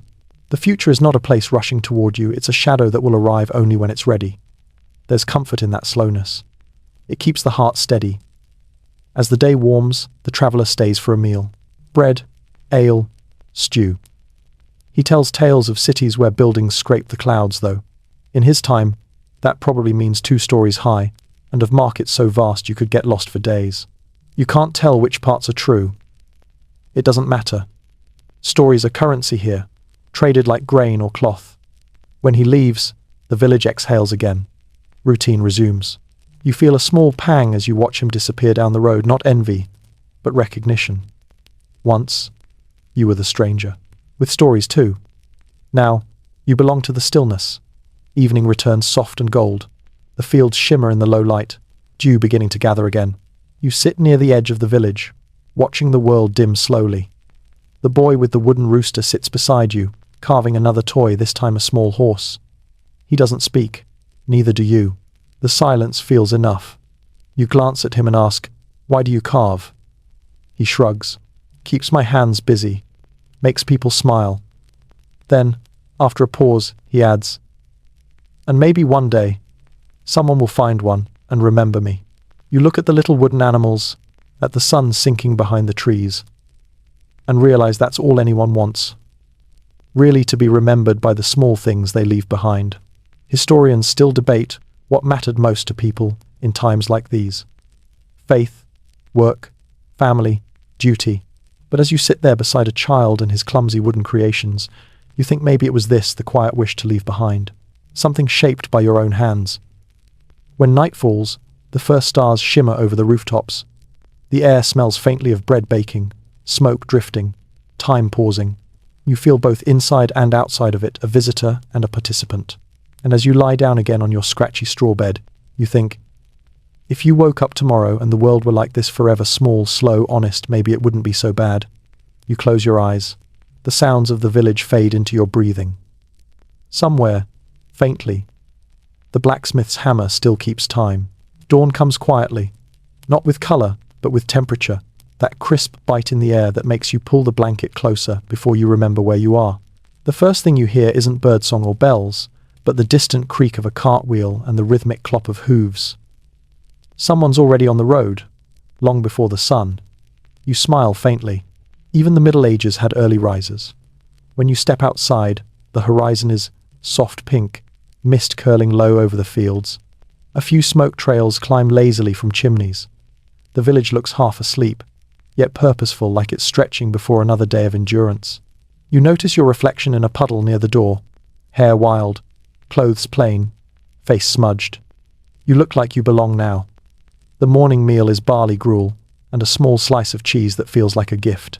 The woman serving it jokes that it's the fancy kind, though you suspect the cow that made it would disagree. Still, the warmth fills you. It's enough. After breakfast, you follow the villagers to the fields again. Today feels different, though lighter somehow. Maybe it's the weather, or maybe it's you. The ache in your muscles has become a kind of steady hum, no longer complaint but rhythm. The work no longer feels foreign. Your body seems to know what to do before you think it. You help a young man carry a bundle of hay, and he tells you about last winter how snow buried the roads and the church bell froze solid. "We took turns banging it with sticks to keep time," he says with a grin. Sounded terrible, but the saints didn't seem to mind. You laugh. It's the first time you've heard him joke. Maybe you're earning your place here. The hours unfold the way they always do, in tasks that blur into one another. Repair a fence, gather kindling, check the grain sacks for mold. You've learned not to measure time by the sun anymore, but by moments. The break when someone shares bread, the pause when everyone wipes sweat in unison, the small collective sigh when a breeze cools the field. At midday, the priest appears again, walking the boundary of the village with his small brass cross and a jar of herbs. He stops to bless the soil and murmur words about protection from sickness. The villagers bow their heads, some out of faith, some out of habit. You follow their lead. The smell of rosemary and sage drifts through the air, earthy and clean. "Saint Fiacre, guard our crops," he intones. "Saint Roch, keep our lungs clear." You notice how specific the prayers are, each one aimed at something tangible. Faith here isn't abstract. It's practical. A tool for surviving the unpredictable. You watch the priest's shadow stretch across the field and think about how small this world is. A cluster of huts, a few fields, a road that might lead somewhere else. Yet within it, everything matters. Every plant, every storm, every illness. There's no background noise to drown meaning here. Life happens in close-up. After he leaves, the man beside you, the same one who told you about the bell, leans on his hoe and says, "Funny thing about saints, they get credit for what we do anyway." He grins, and for a moment, the field feels lighter. As afternoon settles, A gentle wind moves through the grass. The stalks bend and shimmer like a green tide. You find yourself watching how the light plays on. The blades, how each movement seems small but deliberate. Everything in this world feels slow but alive, like it's choosing to exist, one breath at a time. You remember something the monk said. Peace isn't comfort, it's surrender. Maybe this is what he meant. This rhythm, not easy, not painless, but steady. You can almost feel your modern thoughts dissolving into the landscape, replaced by something quieter. Later, the sound of laughter draws your attention. A few villagers have gathered by the road, where two boys are daring each other to climb the old oak by the well. The crowd cheers softly as one of them makes it halfway up, slips, then lands safely in the mud, triumphant anyway. The adults shake their heads but smile. The boy bows dramatically, covered head to toe in dirt, and someone claps. There's a sweetness to it, the way joy exists even here, fragile but persistent. You realize you haven't heard anyone complain in days. They grumble, yes, but not the way modern people do, not to fill silence, but to mark reality. Here, hardship is acknowledged, not dramatized. As the sun dips, the fields glow honey gold. The work ends slowly, like a song fading. People stretch, gather tools, trade a few words about tomorrow's weather. The same woman from the fence, the widow, walks beside you again, her hands rough, her eyes steady. You've stayed longer than I thought, she says. Longer than I thought, too. You answer. She nods. Most who dream of this time wouldn't last a night. You chuckle softly. You're probably right. Yet you did, she says simply, as if that's the most interesting part of all. The two of you walk in silence for a while, the path turning to shadow underfoot. The air smells of hay, smoke, and something faintly sweet, maybe the first wildflowers daring to open again. When you reach the hut, the fire's already burning. Someone's roasting roots in the coals. The scent is warm and comforting. You sit, watching the flames twist and dance, their light playing over tired but content faces. Historians often write that peasants lived short, brutal lives. Maybe that's true in numbers. But sitting here, wrapped in smoke and laughter, you can't help thinking, they also lived complete ones. Every day demanded their body, their time, their breath, and in return, gave them the full weight of existence. As night deepens, the conversation fades into murmurs. Someone hums softly. The same tune again, that circular song that feels older than memory. The fire pops. The stars begin to appear, slow and deliberate, one by one. You lean back, feeling the warmth on your face, the earth firm beneath you. Tomorrow will be the same fields, the same work, the same small victories. And that, somehow, feels like peace. The morning greets you with the low roll of distant thunder. Not loud enough to frighten, but steady like the sky's heartbeat rumbling somewhere behind the hills. When you step outside, the air feels heavy, rich with the scent of wet grass and iron.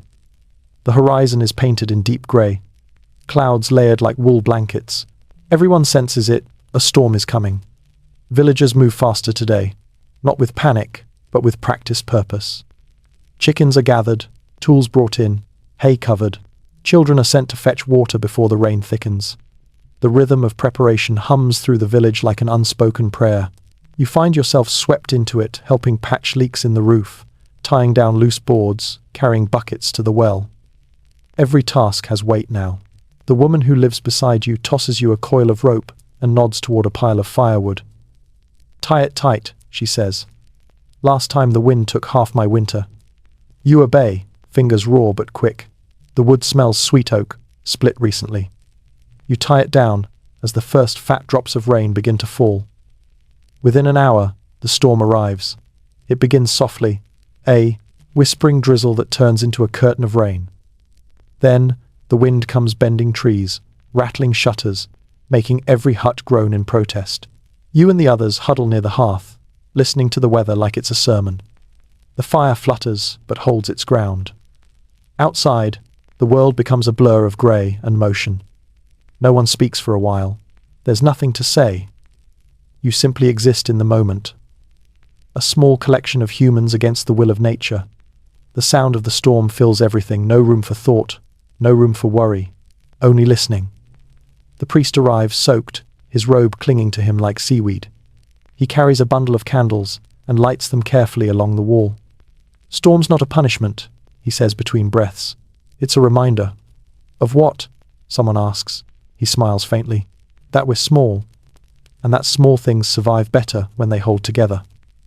You glance around at the huddled forms, the glow of the fire, the warmth of shared breath, and understand what he means. Survival isn't strength here. It's community. Hours pass. The thunder rolls farther now, the rain easing into a softer rhythm. Someone starts humming that familiar tune again, slow, circular, grounding. The melody seems to blend with the rain's patter, as if the world is singing back. By late afternoon, the storm begins to break. Light filters weakly through the cracks in the shutters, turning the smoky air golden grey. When you finally step outside, the village glistens like glass. Water runs in rivulets down every roof, every stone. The fields shine like mirrors, reflecting a sky still heavy but brightening. Children are already out again, stomping in puddles, laughing as if they'd invented joy. A man waves to you from the next hut, holding a broken shutter hinge. You help him repair it, both of you knee-deep in mud. It's strangely satisfying the way everyone quietly puts the world back together after it's been undone. When the sun finally pushes through, the light feels almost holy. It paints everything gold, the thatch, the trees, even the puddles. You can see steam rising from the damp earth.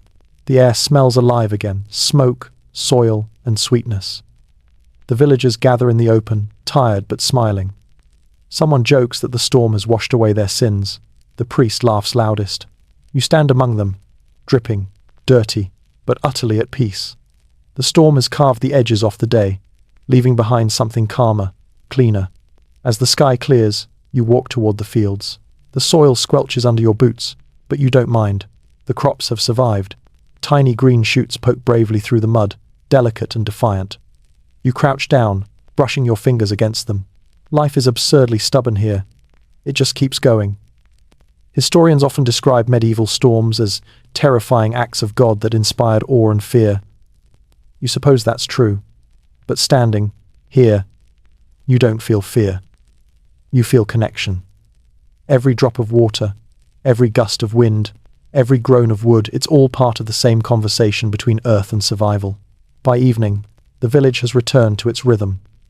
Smoke rises again, meals are shared, laughter hums under the roof beams. You sit near the fire, wrapped in a dry blanket, watching droplets slide down the window's edge. The sound is hypnotic, like a clock you can feel rather than see. The widow sits nearby, spinning wool, her foot tapping softly in rhythm. "Storms come and go," she says, without looking up. "But they make the roof stronger, if you mend it quick." You smile. That sounds like something a philosopher would say. She glances at you, smirking. "I'm no philosopher. Just tired enough to sound wise." You both laugh low, tired, real. As night deepens, the air cools, clean and sharp. The storm's memory lingers only in the drip of water from the eaves and the smell of wet ash. The stars appear one by one, reflected in the puddles like doubled constellations. You sit by the door, staring out at the calm that follows chaos. You think about how the storm didn't destroy anything, it just rearranged the world a little, tested it, taught it to endure better. And quietly, you realize that the same thing is happening to you. You've been softened, reshaped, smoothed by this slow world like stone under rain. Tomorrow will come with its same chores, same quiet laughter, same unremarkable miracles. And somehow, that thought feels like grace. You whisper a good night to the fields, to the stars, to the storm that has already moved on. And for the first time since you woke here, you feel not just peace, but belonging. The morning after the storm feels like the world has been rinsed, clean, and left to dry in the sun. The sky is a flawless blue, wide and almost smug about it. The earth, still damp and shining, smells alive. A deep, loamy perfume of mud and grass and smoke. Birds are everywhere now, flitting between rooftops, scolding each other loudly as if comparing storm stories. You step outside barefoot, the cool ground soft beneath your feet. The puddles catch the light in little explosions of silver. The air hums bees, voices, the sound of tools returning to work. The village, reborn. The widow greets you by the well with her usual quiet humor. You survived another one, she says, handing you a bucket. See? The saints like you after all. You grin. Or they're just saving the good lightning for later. She laughs, a dry, lovely sound. Maybe. But if it hits, aim for the church. That roof's due for repairs anyway. You both laugh, and it feels easy, familiar. The kind of friendship that forms not through words but through weather. As you carry water back toward the fields, you notice how everything gleams differently now. The storm has washed the color out of the world and then given it back, brighter. Even the scarecrow looks cleaner, its ragged sleeves flapping proudly in the wind. Today, the work feels less like labor and more like maintenance, rebuilding what the rain loosened. You help stack firewood to dry in the sun, spread straw to soak up puddles near doorways, and retie the thatch that had come loose. Every movement feels useful, satisfying. The earth has softened, easier to shape. When you pause for breath, you notice a group of villagers near the chapel. They're hanging strips of bright fabric, from the eaves red, gold, and green. For Saint Fiacre, someone explains. Harvest thanks. A bit early. The colours flutter in the breeze, bright against the humble grey of wood and mud. You watch as they laugh and argue over which piece should hang higher. Even celebration here has the rhythm of work. The priest appears, holding a bundle of herbs, his robe freshly washed, but still damp at the edges. A storm takes what it needs, he says to no one, in particular, and then leaves enough to start again. You nod silently. The phrase feels carved into the day itself. By midday, the air has grown warm, and the last traces of the storm have vanished. The sky feels impossibly high. The fields steam faintly where the sun meets the wet soil. You and a few others take lunch near the edge of the road, bread, onions, and thin ale that tastes vaguely of patience. Someone tells a joke about a cow that learned to pray, and for a moment, the group's laughter rises above the drone of insects. You close your eyes, letting the sound of it wash through you. The laughter, the buzzing, the wind stirring, the barley all part of the same melody now. The afternoon brings quieter work. You help mend a fence post with the young boy who carved the wooden rooster. He's whittling again as he works this time, a bird mid-flight. It's for the priest, he says proudly. He likes things with wings. You smile and hand him a piece of life, twine. Every artist needs a patron. He doesn't understand the joke, but he laughs anyway. Later, as the shadows lengthen, the widow calls to you from her doorway. You'll be joining us tonight, won't you?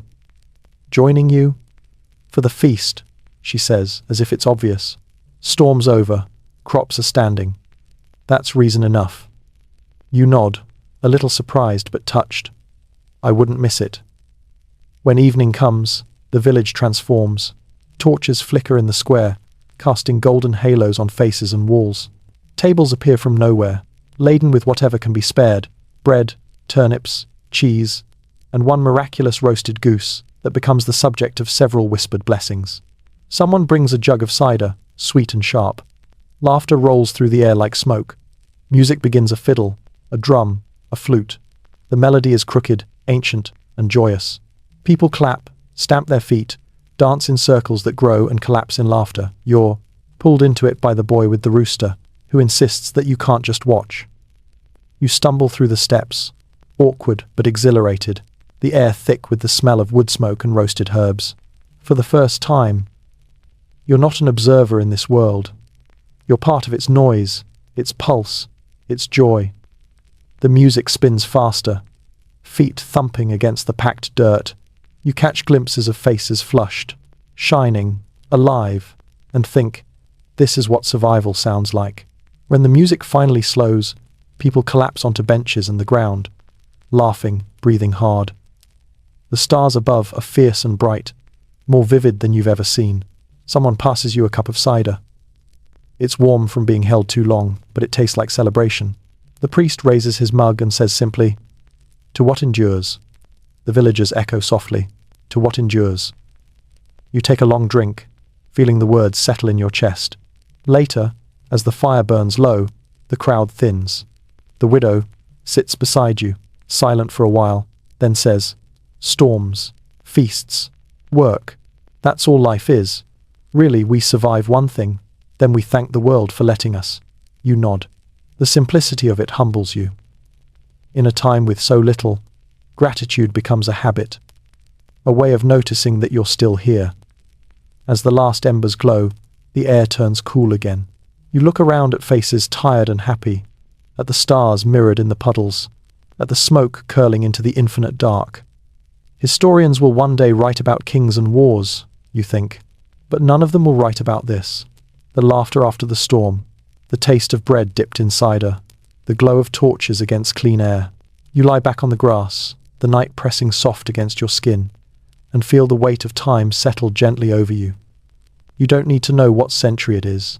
You don't need to go back. You've already arrived right here, in the middle of everything that endures. The next morning greets you like a sigh, calm, soft, reluctant to move on after the joy of the night before. The air smells faintly of smoke and cider. A few embers still glow in the village square, little orange eyes peeking through the ash. You stretch under the fading stars, feeling the stiffness in your legs, the honest kind that only dancing and laughter can cause. The village is slower today. People move quietly, smiling as they pass one another, as though still carrying fragments of music in their chests. Someone hums a tune while sweeping the square. Another collects empty cups, whistling tunelessly. Even the chickens seem less chaotic, pecking with a kind of post-celebration dignity. You help gather the long tables back into storage, the wood sticky with spilled cider and the faint smell of roasted herbs. A man you barely spoke to before claps you on the shoulder and says, "You danced like a saint on market day." You can't tell if that's a compliment or an insult, but his grin suggests both. As the sun rises higher, you find yourself drawn back to the fields. The crops shimmer, each stalk tipped with dew that catches the light like glass. The soil, dark and fragrant, gives off steam in the warming air. You kneel, pressing your fingers into it, and feel a pulse faint but alive. The widow joins you, carrying a small woven basket. "For herbs," she says. The storm pulled some new ones up. She crouches beside you, her movements patient and sure. You watch her work, how she knows which plants to take and which to leave, how her hands move with the same reverence as the priests at the altar. "What's that one?" you ask, pointing to a plant with purple-tipped leaves. "Hyssop," she says. "Good for the lungs, and for keeping bad spirits from the doorway." "Does it work?" She smiles faintly. "Depends on the spirit." You help her fill the basket, your fingers brushing against the cool leaves. The smell is strong, sharp, minty, a little bitter. It clings to your hands as you walk back toward the huts. She hangs the herbs in bunches from the rafters to dry, their scent filling the air like a spell. You linger in the doorway, watching her work, and realize this is what wisdom looks like here. Quiet, practical, unpretentious. Knowledge that comes from repetition, not reading. You think of the endless self-help books and motivational speeches from your own time, and laugh softly to yourself. Here, the advice is simpler. Keep the roof patched.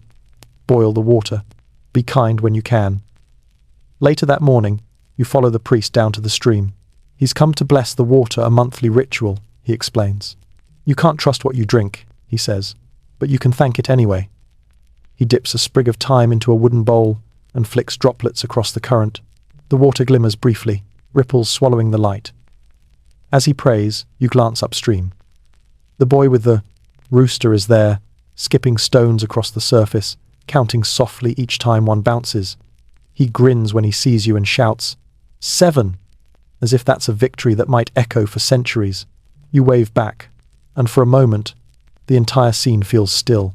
The flick of water, the hum of insects, the breeze threading through the reeds. It's like standing inside a painting that forgot to end. By midday, clouds drift in again, not dark, but soft, feathered. The heat fades.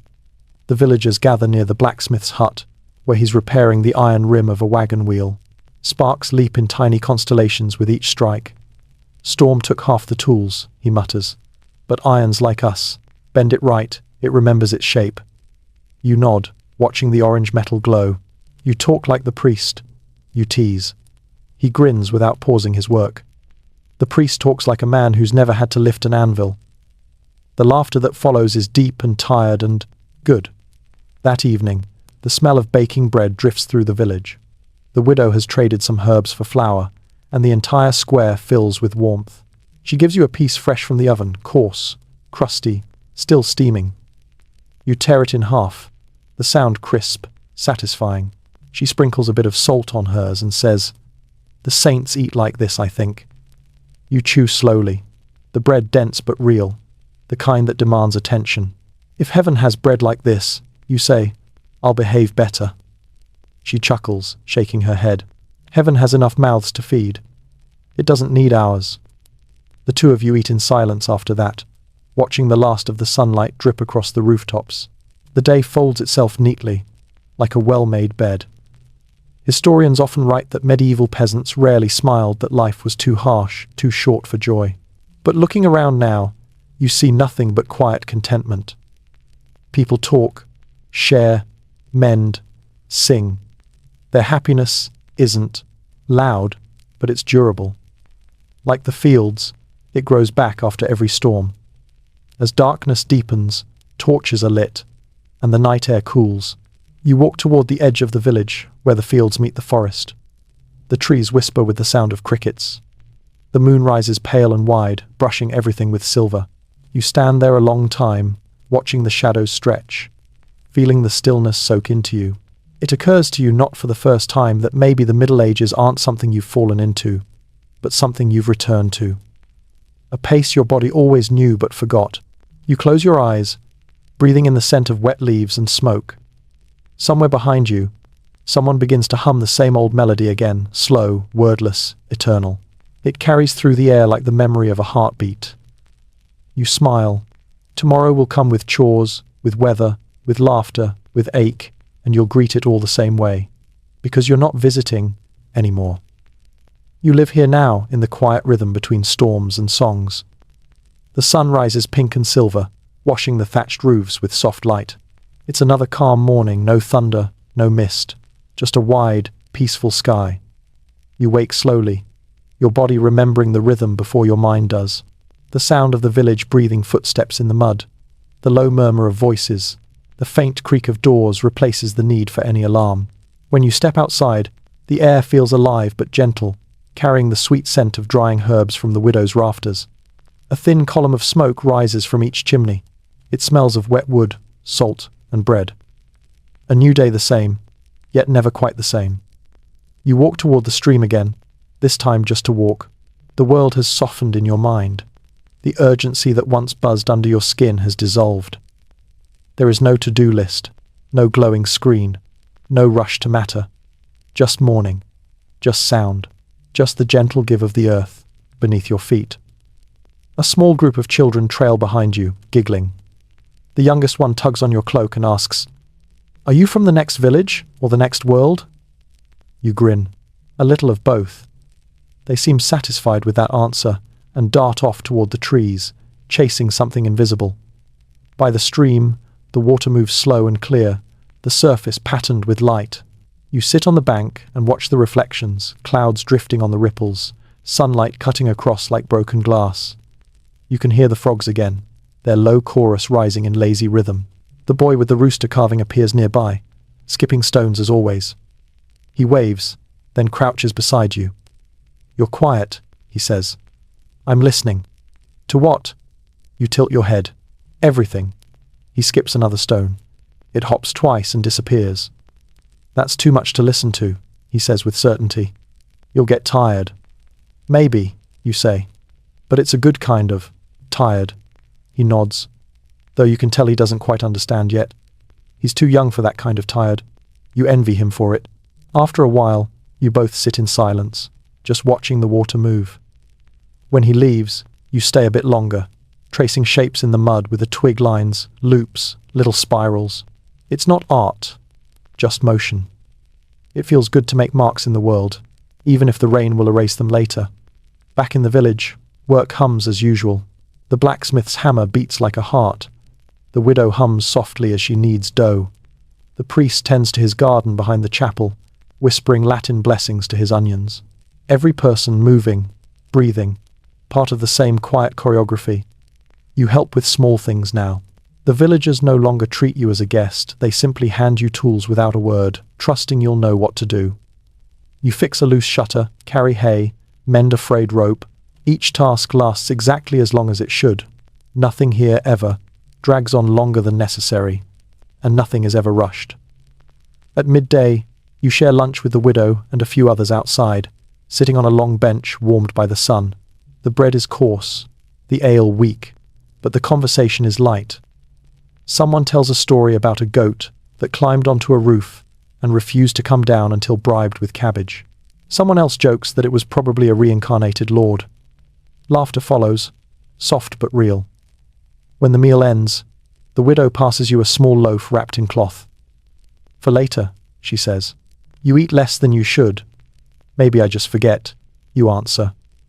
Only rich men forget hunger, she replies. So don't. Her tone isn't scolding. It's kind but firm. You tuck the bread away, understanding her meaning. Forgetting, in this world, is dangerous. Memory feeds survival.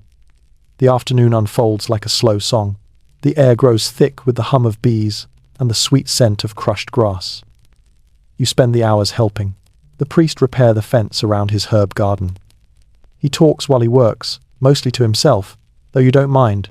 He names the plants as he passes them. Valerian for sleep, rosemary for memory, thyme for courage. You know, he says, leaning on his spade, people think these herbs heal the body. They don't. They remind it how to heal itself. You smile. You talk like a philosopher. I talk like a gardener, he replies. Which is the same thing, really. You help him plant a few new seedlings. The dirt is warm between your fingers, the sun kind on your shoulders. When he finishes, he pats the earth gently and murmurs something under his breath. Not quite a prayer, not quite a poem. You realize you're starting to understand this world's language. The way they speak, less to be heard and more to connect. As the day winds down, the village gathers by the well again. The children sing a short rhyme about rain and candles, a song to bring luck for the next planting. Their voices are uneven, a bit too loud, but no one stops them. The adults listen, smiling faintly, letting the melody carry through the cooling air. You catch yourself humming along, quietly at first, then louder. The sound folds into the others, and for a fleeting moment, you can't tell which voice is yours. When dusk arrives, the sky turns a bruised purple, then melts into blue. The wind carries the scent of burning peat. The villagers retreat indoors one by one, leaving the square to shadows and embers. You linger outside a while longer, sitting by the well, the wood still warm beneath you. You look up at the first stars, bright and clean, scattered like salt. Somewhere in the distance, an owl calls once, twice. The world feels very large and very close at the same time, infinite and intimate, like a thought you can almost hold. Historians will later write that these centuries were dark, that life was short, that people feared everything. Maybe they'll even be right on paper. But sitting here, beneath this endless sky, you know the truth. This world isn't dark. It's dimly lit, yes, by fire, by song, by hands that refuse to stop building. You close your eyes. The air hums with warmth and crickets. You feel the rough wood against your palms, the distant echo of laughter from a house nearby. You don't know how much time you've spent here. Days, weeks, a lifetime, it doesn't matter. The century has claimed you gently, like soil taking root around a seed. You breathe in and let the Middle Ages breathe with you. Tomorrow, there will be more of the same. And that, you realize, is what makes it perfect. When you wake, the first thing you notice is the quiet murmur of wind through the thatch, steady, soft, familiar. It's cool enough that you pull the wool blanket closer, breathing in the faint smell of smoke and herbs. You stay there for a few moments longer than usual, half awake, half dreaming. Somewhere in the distance, a bell tolls, its sound thin but comforting. The village is already stirring when you step outside. The early light spills over everything in pale gold, catching on the damp cobbles and the slow curls of smoke rising from the hearths. A woman walks past carrying a bundle of twigs. The blacksmith's hammer begins its gentle rhythm soon after. Every sound settles where it belongs. You join the others near the fields, where the priest is standing with a small wooden cross and a jug of holy water. St. Fiacre's Day, he says. We bless the ground again. The villagers gather around him, heads bowed. You mimic their posture, feeling oddly sincere. The water arcs through the air in shimmering droplets, catching the morning light like brief, tiny stars. When the blessing ends, people get to work immediately, as though the prayer was just another tool passed between hands. You follow their lead, pulling weeds from the damp soil, hands cold but steady. The air smells, sweet wet grass, mud, and something faintly metallic. The widow works beside you, humming a tune you've come to recognize. It's a melody without beginning or end, just a looping thread of sound that seems to hold time together. After a while, you say, "You sing that every morning." She smiles faintly. It's not a song, it's a habit. You keep working, the sound of her voice threading through the scrape of tools. The world feels rhythmic again, the same heartbeat as yesterday, and the day before, and the one before that. But instead of monotony, there's a strange peace in the predictability. You know what comes next, and it feels good to know. By midday, the air warms and the work slows. You sit with a few others under the oak near the field's edge. Someone passes a piece of fruit rare, precious, and cuts it into slices small enough for everyone to taste. It's sour, but the sweetness that follows makes you close your eyes. A small miracle in the world of simplicity. A young man tells a story about a village further north, where people saw lights moving across the sky last winter. Saints walking between clouds, he says reverently. Another laughs softly. Or ghosts of farmers still looking for dry hay. The group chuckles. Easy and quiet. No one argues what's true belief here is flexible. A fabric stitched from hope and weather. The widow asks if you've ever seen the lights. Once, you answer, but in another world. You realize too late how strange that sounds. She studies you for a moment, then shrugs. The world is full of other worlds, she says. Some just speak softer. Later, when the work ends, you walk the path by the forest. The trees are dripping with the last of the rain's memory. The leaves whispering secrets you'll never understand. You find a fallen branch smooth enough to carve and sit against a trunk, pulling out the small knife you've started keeping in your belt. You begin shaping the wood without knowing what it'll become. A bird, maybe. Or a figure. Or just a piece of time captured in your hands. The motion is slow, grounding, scrape, turn, breathe. Each curl of wood falls to the moss like a sigh. After a while, the boy with the rooster appears, carrying his latest carving. It's a small house, uneven, charmingly lopsided. He sits beside you and holds it out proudly. For the widow, he says. She says it looks like her home, only cleaner. You laugh. You're becoming an artist. He grins.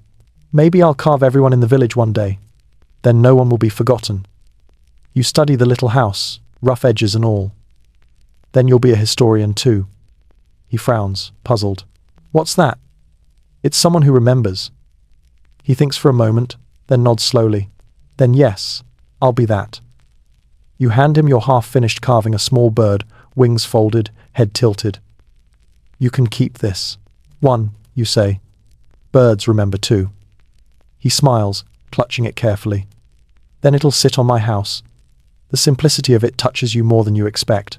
As the sun sinks, you both head back to the village, the path glowing gold underfoot. The air cools again, and smoke begins curling from the chimneys. The sound of evening settles in, pots clinking, quiet voices, dogs barking in the distance. Dinner is simple but warm. Root stew thickened with barley, eaten by firelight. The boy places his carved bird on the table like a centerpiece. The widow laughs softly, touching it with one finger.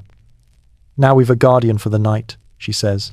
When the meal ends, you linger by the hearth while the others drift to sleep. The firelight paints everything in slow movement. The flicker on the walls, the faint shimmer on the carved bird's wooden feathers.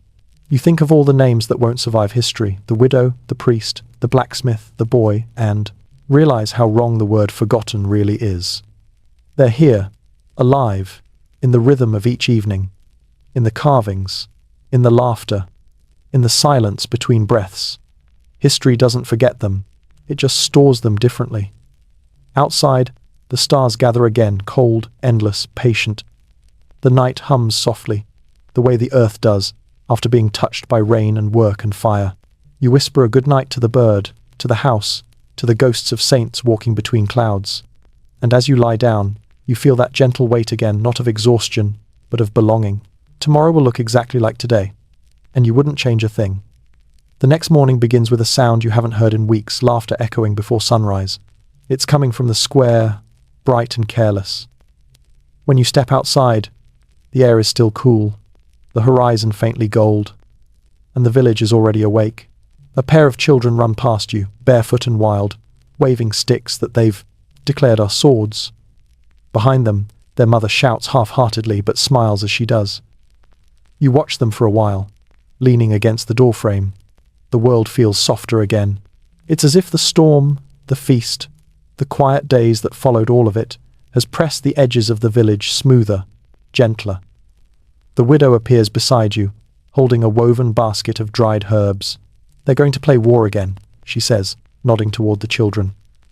Every year around this time. Why this time, you ask? Because it's been long enough since the last real one, she replies simply. Her tone is calm, but something about the words lingers in the air. The wind shifts, carrying with it the smell of grass and damp stone, and beneath it, the faint, sour hint of iron. You realize it's not just the season changing. It's something in the rhythm of time itself, the slow turn of the world's wheel. By midday, a messenger rides through, not the usual wandering trader, but a real courier, dusty, hurried, with a small banner tied to his horse. The priest meets him at the edge of the square, and the two speak quietly while the villagers gather at a respectful distance. You can't hear the words, but you can see the shape of them in the priest's expression, concern mixed with inevitability. When the rider leaves, the priest turns to the people. There's fighting again, he says. Far away, for now, but close enough that the lords may send for men. A silence follows. Not fear, not shock, just the kind of pause that happens when something old has returned. The villagers exchange looks. A few men nod slowly. The widow sets down her basket and crosses her arms. No one panics. They just accept. You realize then that war here isn't an event. It's a season. It comes and goes, like winter or rain. No one asks why, only when and how long this time. The rest of the day passes quietly. Work resumes, but the air feels heavier. Even the birds seem to sing lower. You spend the afternoon helping the blacksmith. He's reforging old metal into arrowheads. He doesn't look up from his work when he says, "They'll ask for men soon. They always do. But the land won't stop needing hands." You nod, though your stomach knots. What happens if too many go? He blows on the glowing metal, eyes hard. Then the ones who stay work twice as much and pray twice as loud. The priest stops by later, carrying parchment and ink. He asks the men to write their names or make their marks in case the Lord's men arrive. It's not conscription, he says gently, just a record. But everyone understands what it means. You help the widow hang the last of the herbs in her hut.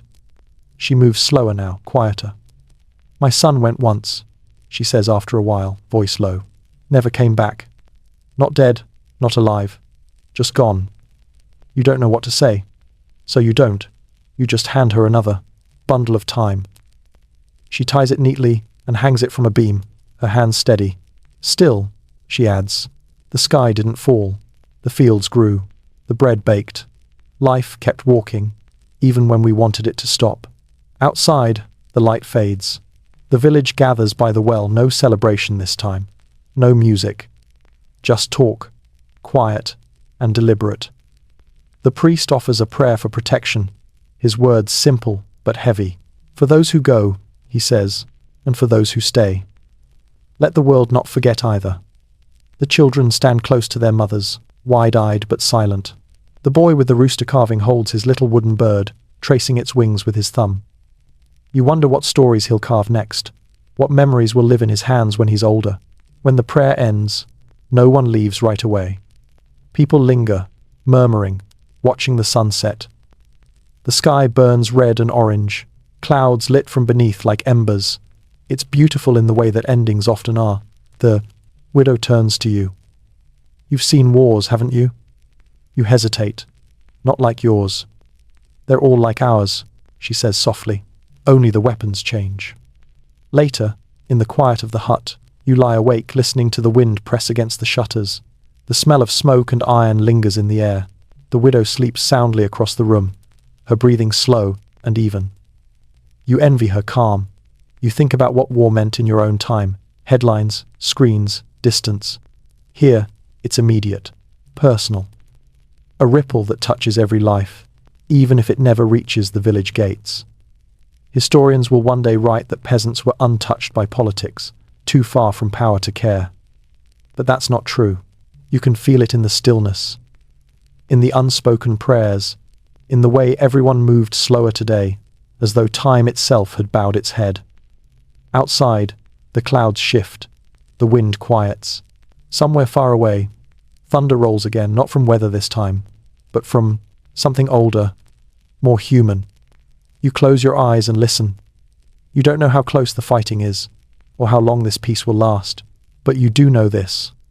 Whatever comes, the land will remain, the songs will be sung, and the world in its small, stubborn way will endure. And somehow, that knowledge lets you sleep.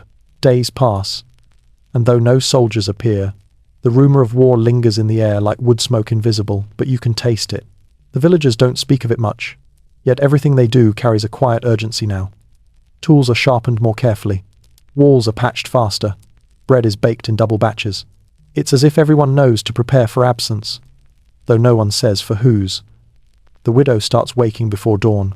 When you ask why, she only says, "Work feels safer than waiting." You join her one morning, walking with her to the fields under a violet sky. The earth is wet from last night's dew, glittering faintly. The horizon glows faintly orange. The silence between you feels companionable, not heavy, not forced. You both work in rhythm, the slow scrape of hose and the sigh of the wind blending into something meditative. After a while, she speaks without looking up. "Every time war comes, the earth doesn't stop," she says. "Seeds still want the sun. Rain still falls when it pleases. We just pretend our troubles matter more than theirs." You smile faintly. Maybe they do. She glances at you then, eyes bright in the low light. No, not for long. You let the words settle. They sound like something the land itself might have whispered through her. By midday, the priest visits the fields with the traveller's news from the next valley. No battles yet, just patrols on the roads. Still, that's close enough to make everyone quiet again. The blacksmith mutters that he's seen this pattern before. First messengers, then rumours, then banners, he says. The lords always remember us when they're running out of men. The widow looks up from her work. And forget us when they're not. The priest sighs, but doesn't argue. He's grown softer since the storm, still devout, but less certain. The Lord remembers, he says weakly, and even he sounds like he's trying to convince himself. That evening, the village gathers again in the square. Not for prayer this time, but for planning.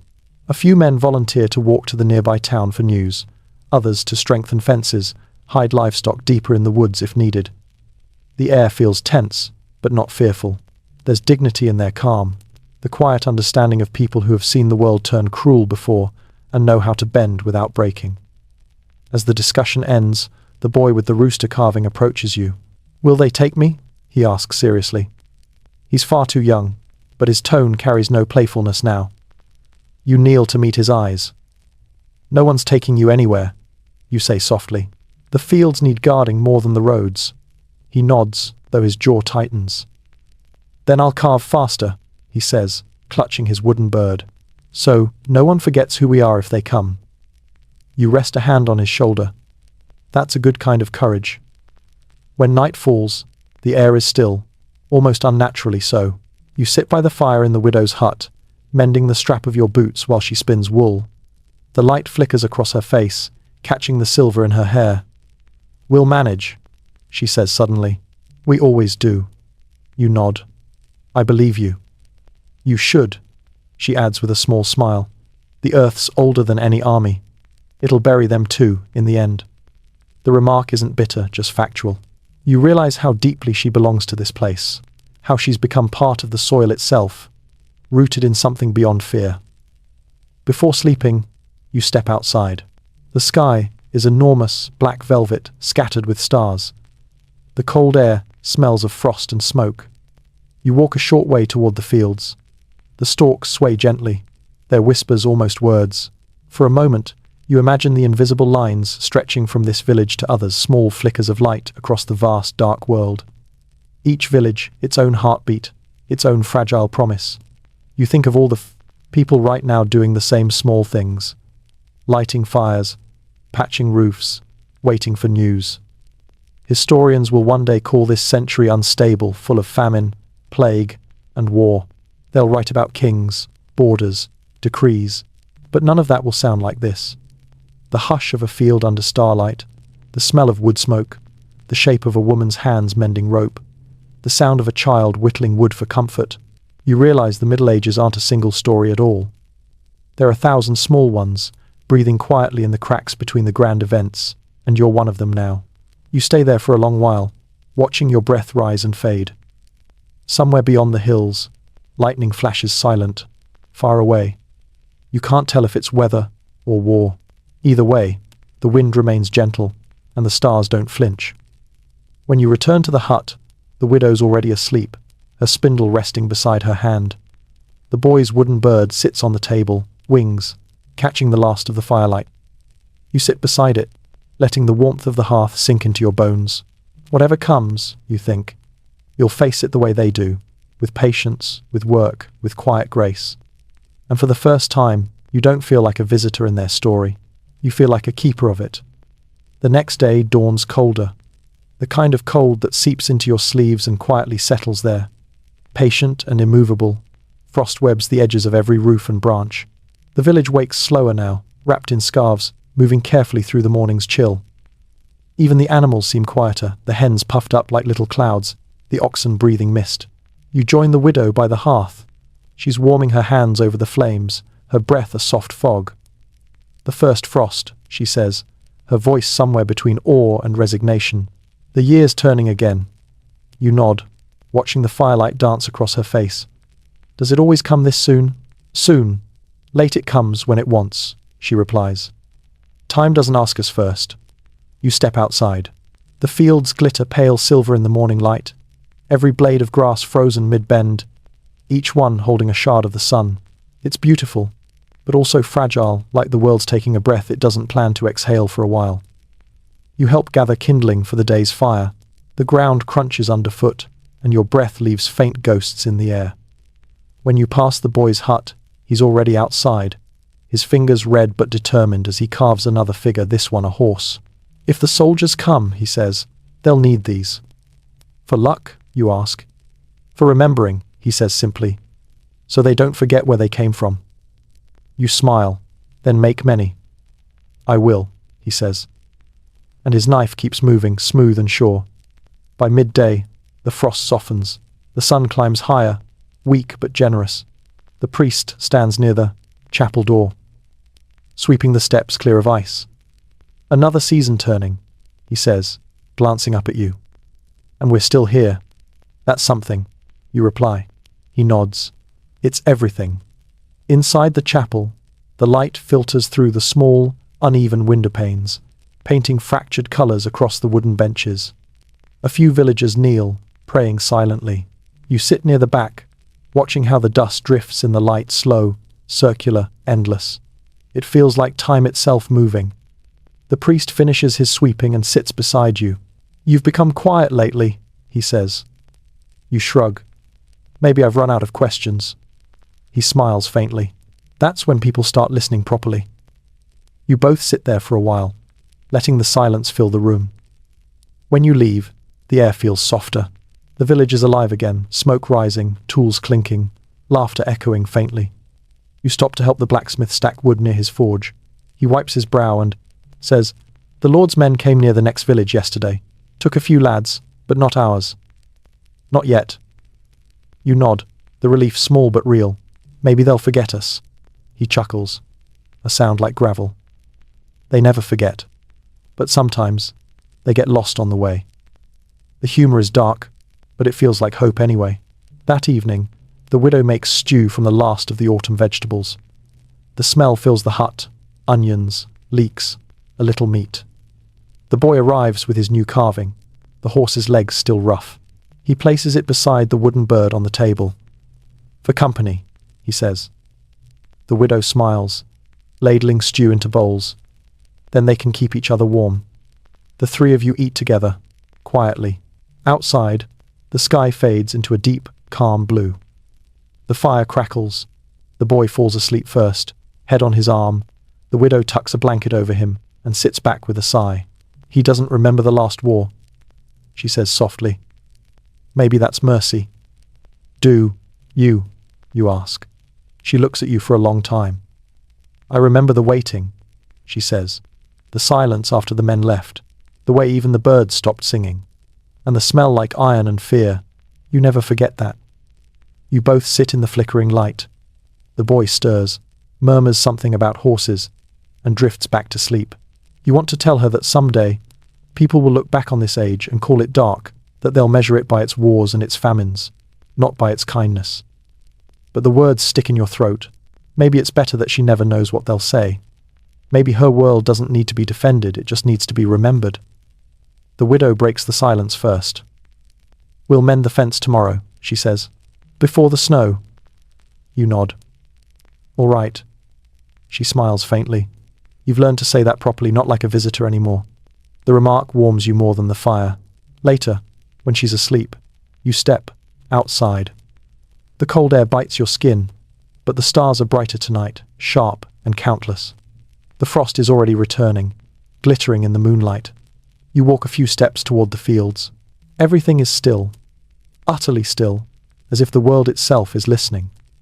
You think about how small this place is, how small you are within it, and how strange it is that something so quiet can feel infinite. Historians will never know this moment, this breath between winters, this fragile peace.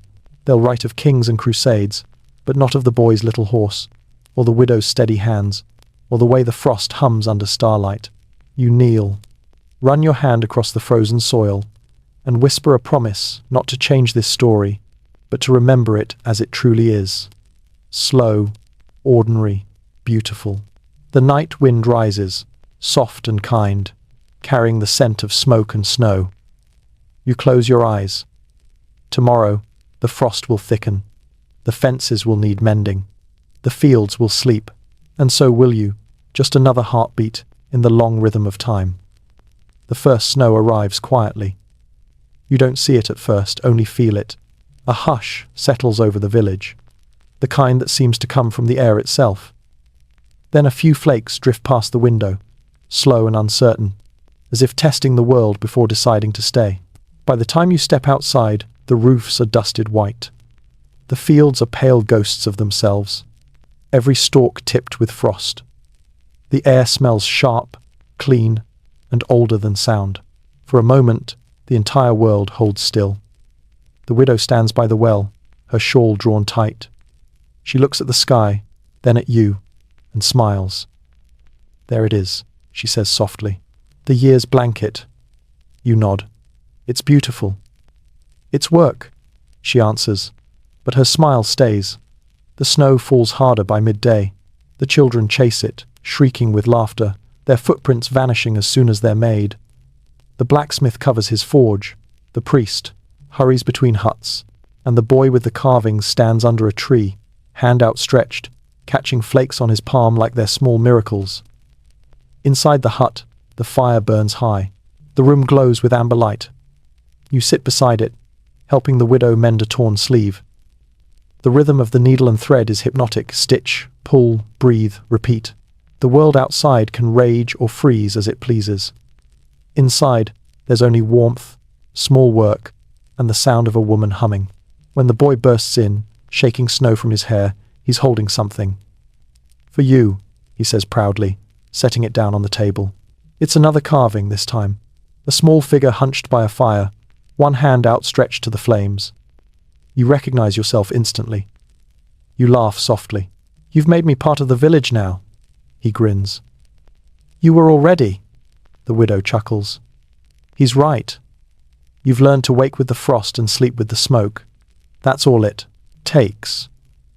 You sit back, watching the snow outside blur into the dusk. The hut feels impossibly small and infinitely safe, walls breathing, fire murmuring, shadows dancing like memory. Later, when dinner's finished and the boys asleep, the widow speaks again. Her voice is low, steady. They say winter is death, she says, staring into the flames. But it's not. It's rest. The world just closes its eyes for a while. You nod slowly. And when it wakes, she smiles faintly. It remembers. The wind rises outside, rattling the shutters. You can hear it moving through the trees, brushing against the roof, whispering through the cracks. It sounds like a voice from another century, calling to you, gentle, persistent, eternal. You stare into the fire until your eyes sting. The light flickers, softer now, the color of memory. You think about the fields sleeping beneath the snow, about the hands that planted, built, mended, carved, about the quiet courage of survival, the unspoken heroism of small lives. Historians will never write this part, this warmth in the middle of the cold, this stillness full of meaning. But you know it exists. You've lived it, and maybe that's enough. The widow dozes in her chair, the firelight painting her face gold. The boy's small carving sits on the table beside yours, bird, horse, man by fire, each one a heartbeat preserved in wood. You lie down on your straw bed, pull the blanket close, and listen to the wind. It hums through the walls like an old lullaby. Your eyes grow heavy, your thoughts slow. The snow thickens outside, muffling the world. You imagine spring green shoots breaking through thawing ground, the first droplets of rain tapping against the roof. You picture the boy grown taller, still carving. The widow older, still humming. The priest blessing another dawn. The same rhythm continuing, as it always has. You smile, half asleep. You probably wouldn't last a day here.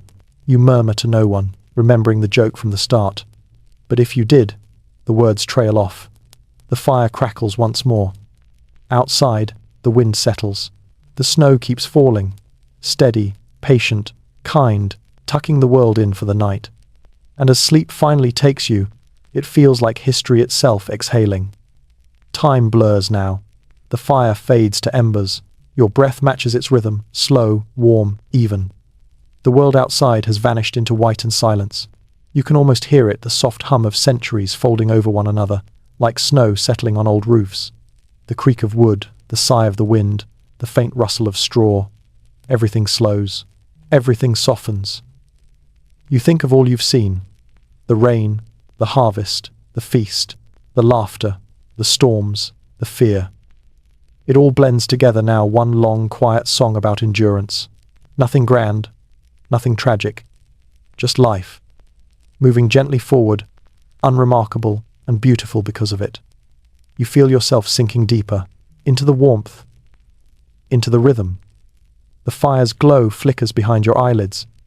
The smell of earth and smoke lingers like a memory you don't want to lose.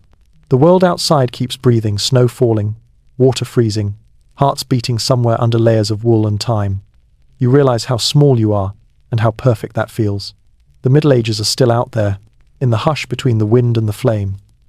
Not dark, not distant, just slower, calmer, wiser in their way. You let the thought drift, soft as the snow beyond the door. Somewhere in the dark, the widow hums again the same circular tune, the one that never ends. You smile, half dreaming, the sound fading with your pulse. The last ember glows once, twice, then sighs into sleep. And the world, kind, ancient, patient, keeps turning, quietly, without hurry. Now let's ease into silence. You've reached the end of the night, and history, as always, will keep breathing without you.